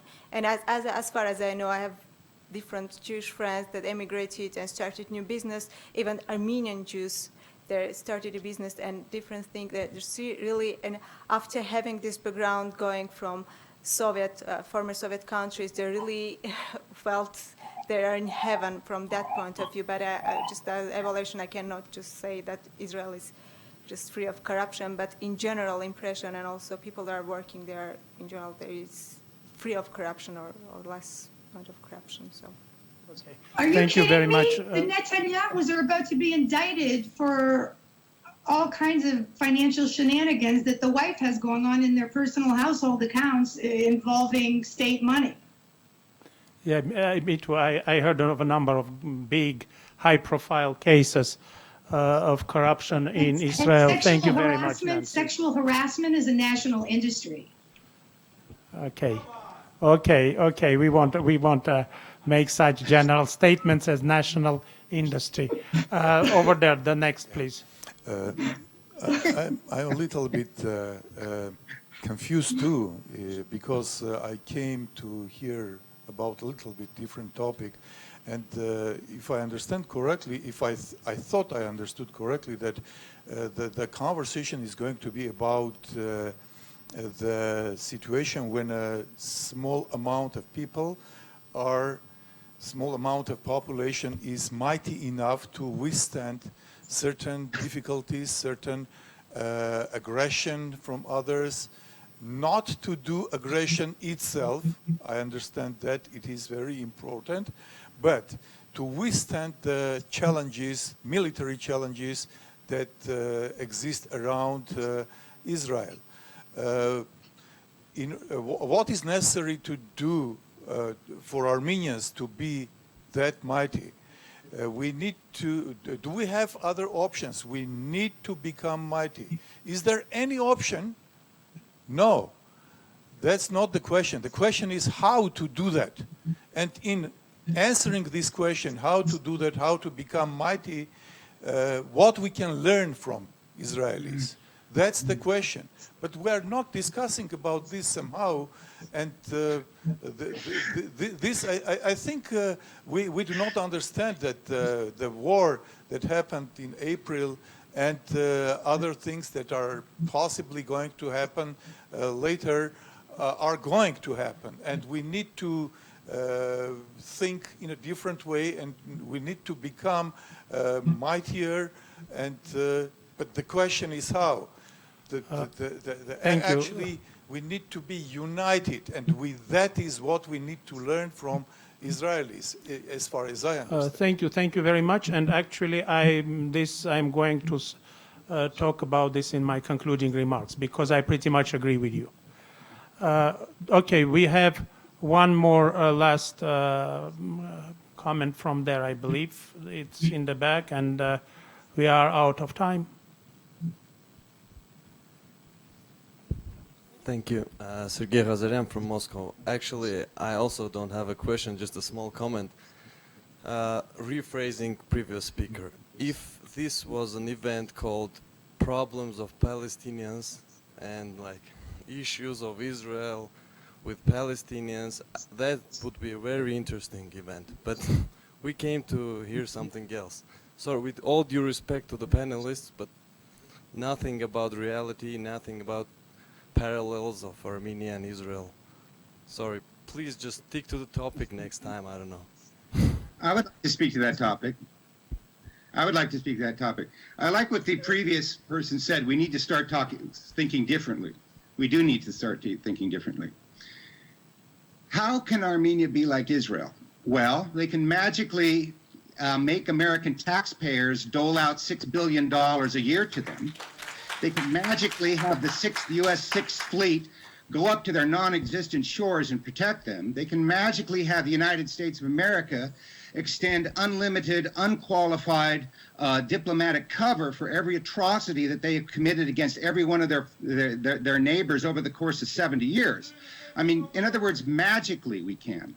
Now, the speaker just now spoke of talking about reality. Let's please start talking about reality here.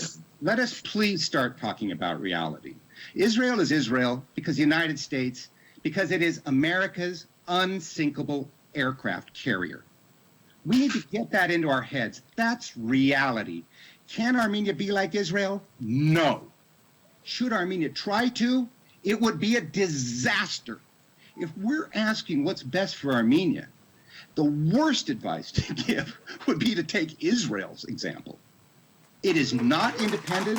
It is a warmonger country. It is a hothouse tomato that is kept afloat only thanks to billions of dollars of U.S. taxpayer money and unlimited U.S. technology transfers and so forth. That's what it is. It's a hothouse tomato. Armenia could not be like that, and to try to be like that would be a disaster for us. Thank you very much for your comments. So we finished our comments from the panelists, our presentations, our Q&A session. Now I need to make my concluding remarks. The first most important remark probably that I would like from my perspective. Obviously we have many different views. Maybe it's not everybody's opinion, but it is that what is interesting that we have in our Armenian society so many different diverging views on this topic, on this subject. Extreme diversity. So pretty much we have multiple opinions in the audience. We have difference of opinions between our Armenian panelists and our greatly respected United States panelists. And essentially, I pretty much also agree, but it's not. It was very specifically intended just to open a broad discussion to participate to the public discourse on those subjects. Now, from my perspective, certainly, we should have had addressed more what we can learn from the experience of Israel. We talked a lot what we should not learn from the experience of Israel, but I think we have lots of things to learn from the experience of Israel. And also the other important thing that I wanted to say that ideally we would need to also hear some representatives, intellectuals from Israel to talk at such panel like ours. So I am going to focus in the remaining 3 minutes on two aspects. First of all, I am a historian. I am the only historian on this panel. So I like to see things a little bit in depth, going from the a little bit earlier past into the present and even into the future.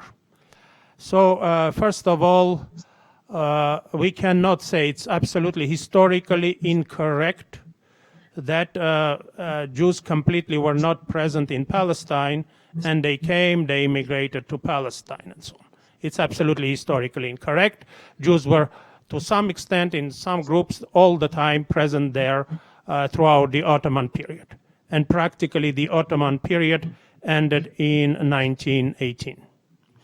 The issue of the conflict between Arabs and the Palestinians is very often represented, as it was also today in some remarks, as starting from the foundation, from the formation of the State of Israel in 1948, which is also incorrect, historically incorrect.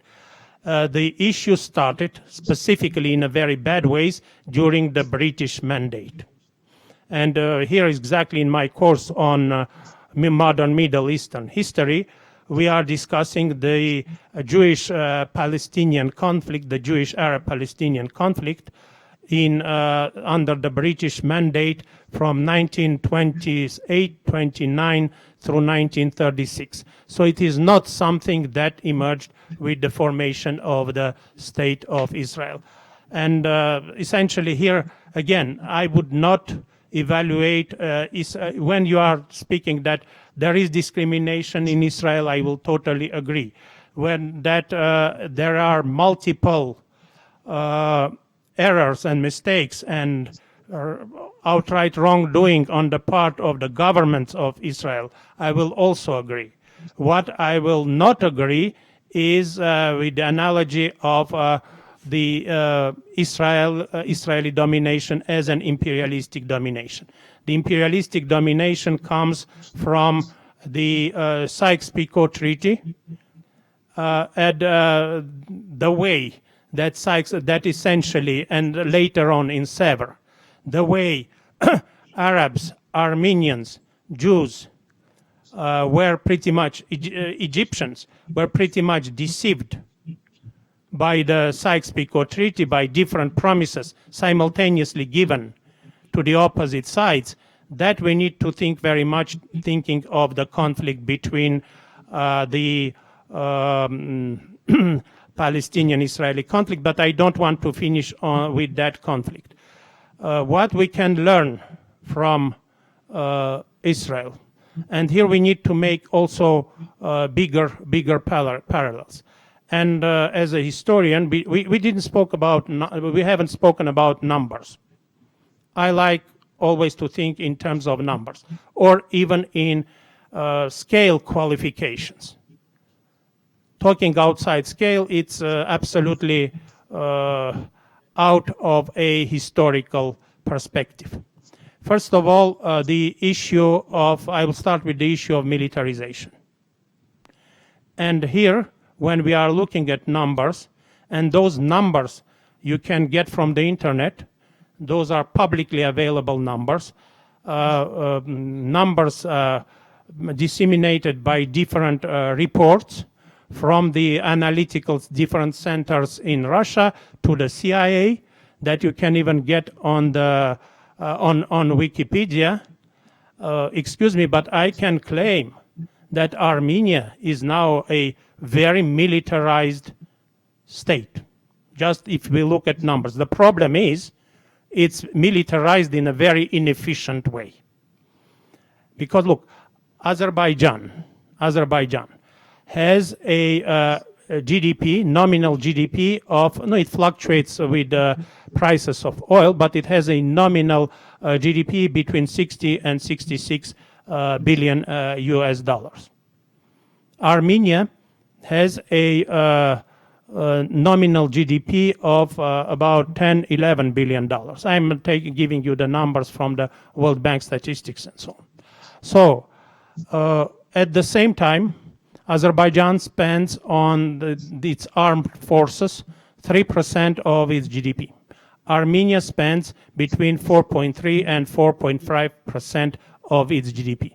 With that 4.5%, 1.5 times related to the GDP.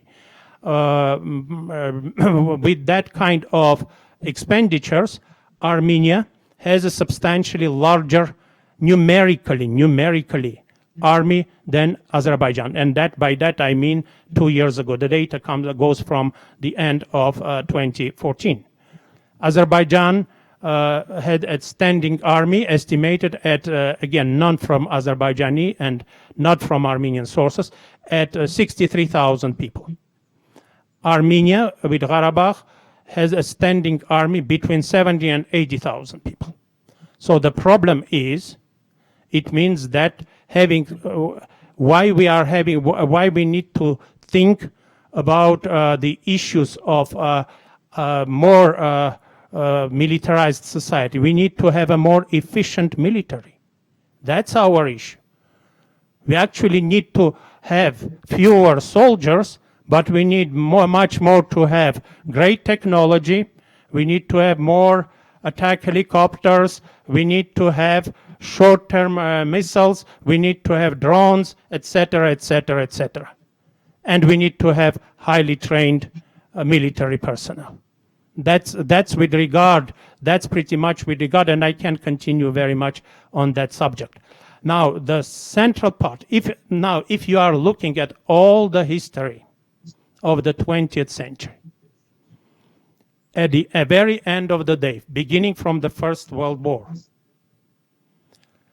it was not the soldiers or generals who won in the long term the wars.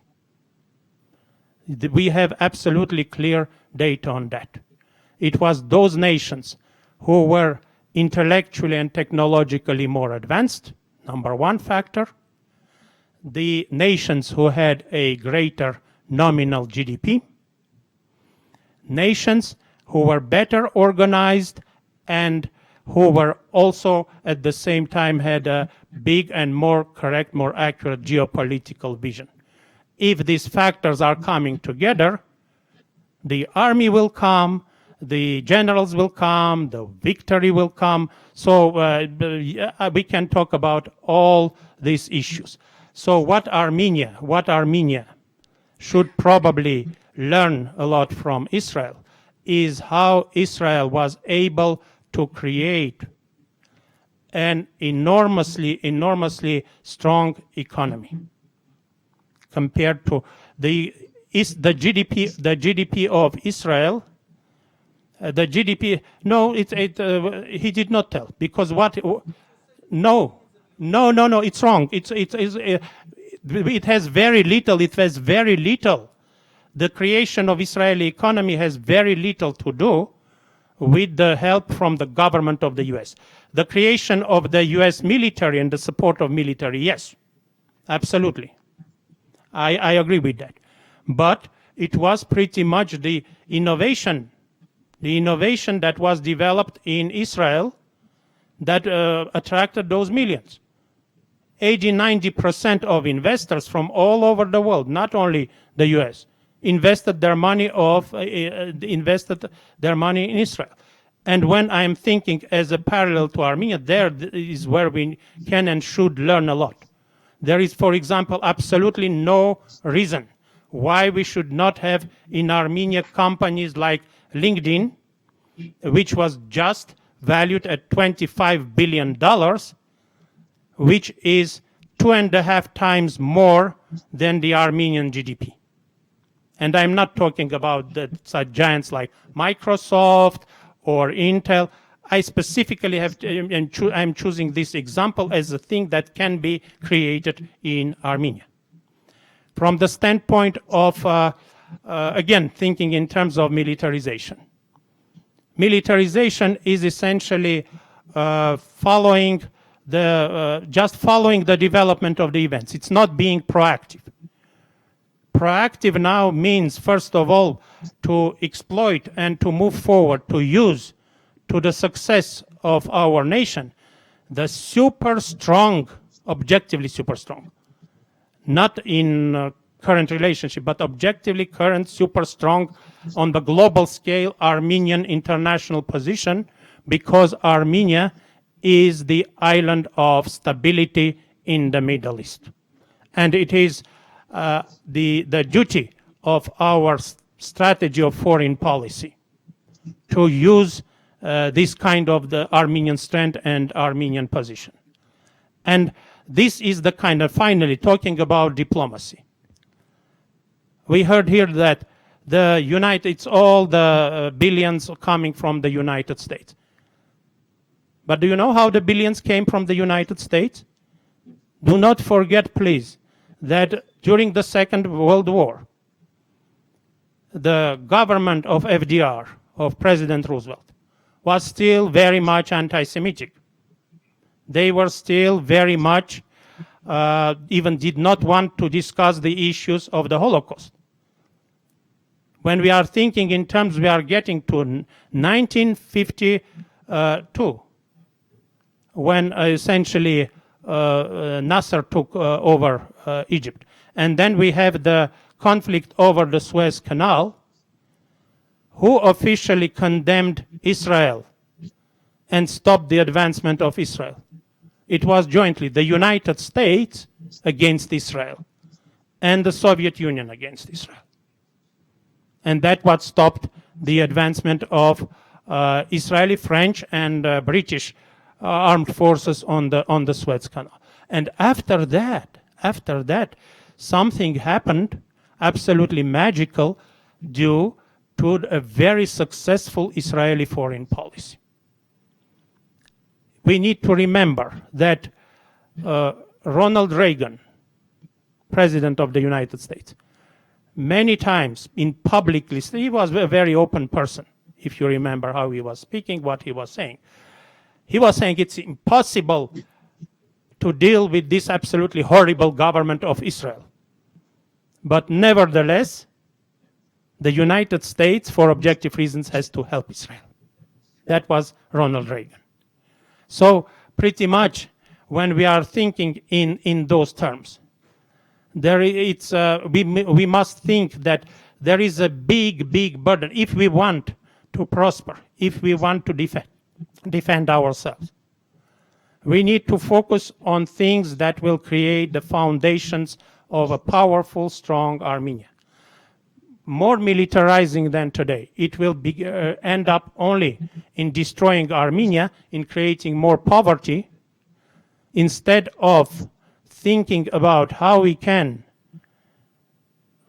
tenfold increase our GDP in 20 years. How our diplomacy can create such kind of relationships across the world that will essentially become protective of Armenia. This all essentially goes, if I'm going to summarize, because with this I already exceeded my time, I'm thinking we need to be more innovative, more creative, more independently thinking, and we need to continue such kinds of discussions. So pretty much with this I want to thank our panelists. I want to thank our organizers, first of all, and personally I want to thank Ani Barumian, without whom we would have never have had such kind of a meeting here. And what is most important that I want us all together to take of this panel, it is about the role of academics in our societies. Because our academics need to be intellectually engaged and need to be intellectual leaders of our societies, whether that be in the United States, where nobody cares about the intellectual leadership of academics, or it be in Armenia. We need to develop a structure, a policy of academic engagement, intellectually advancing our society so that eventually the society can proactively and not reactively move forward in the 21st century. And we will certainly have more meetings, more than this meeting, but I think that the single most important function of this meeting is a call to the calling of the academics. Because we need to think about and not follow the popular emotions, popular interests, but we need to actually proactively move forward in this and lead this national dialogue about national priorities outside the political debates between political parties, between the government oppositions. This is what we can do, the biggest our service to the civil society of Armenia that will be. Thank you very much.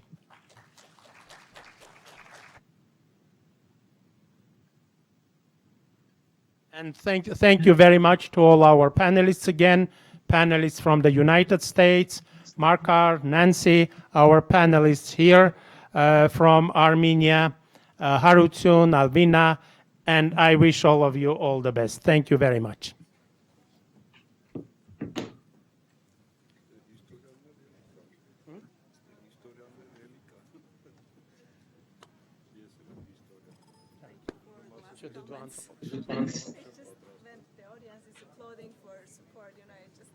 Buy water instead of, inventing drip irrigation in Israel. Ayuh, Please stand.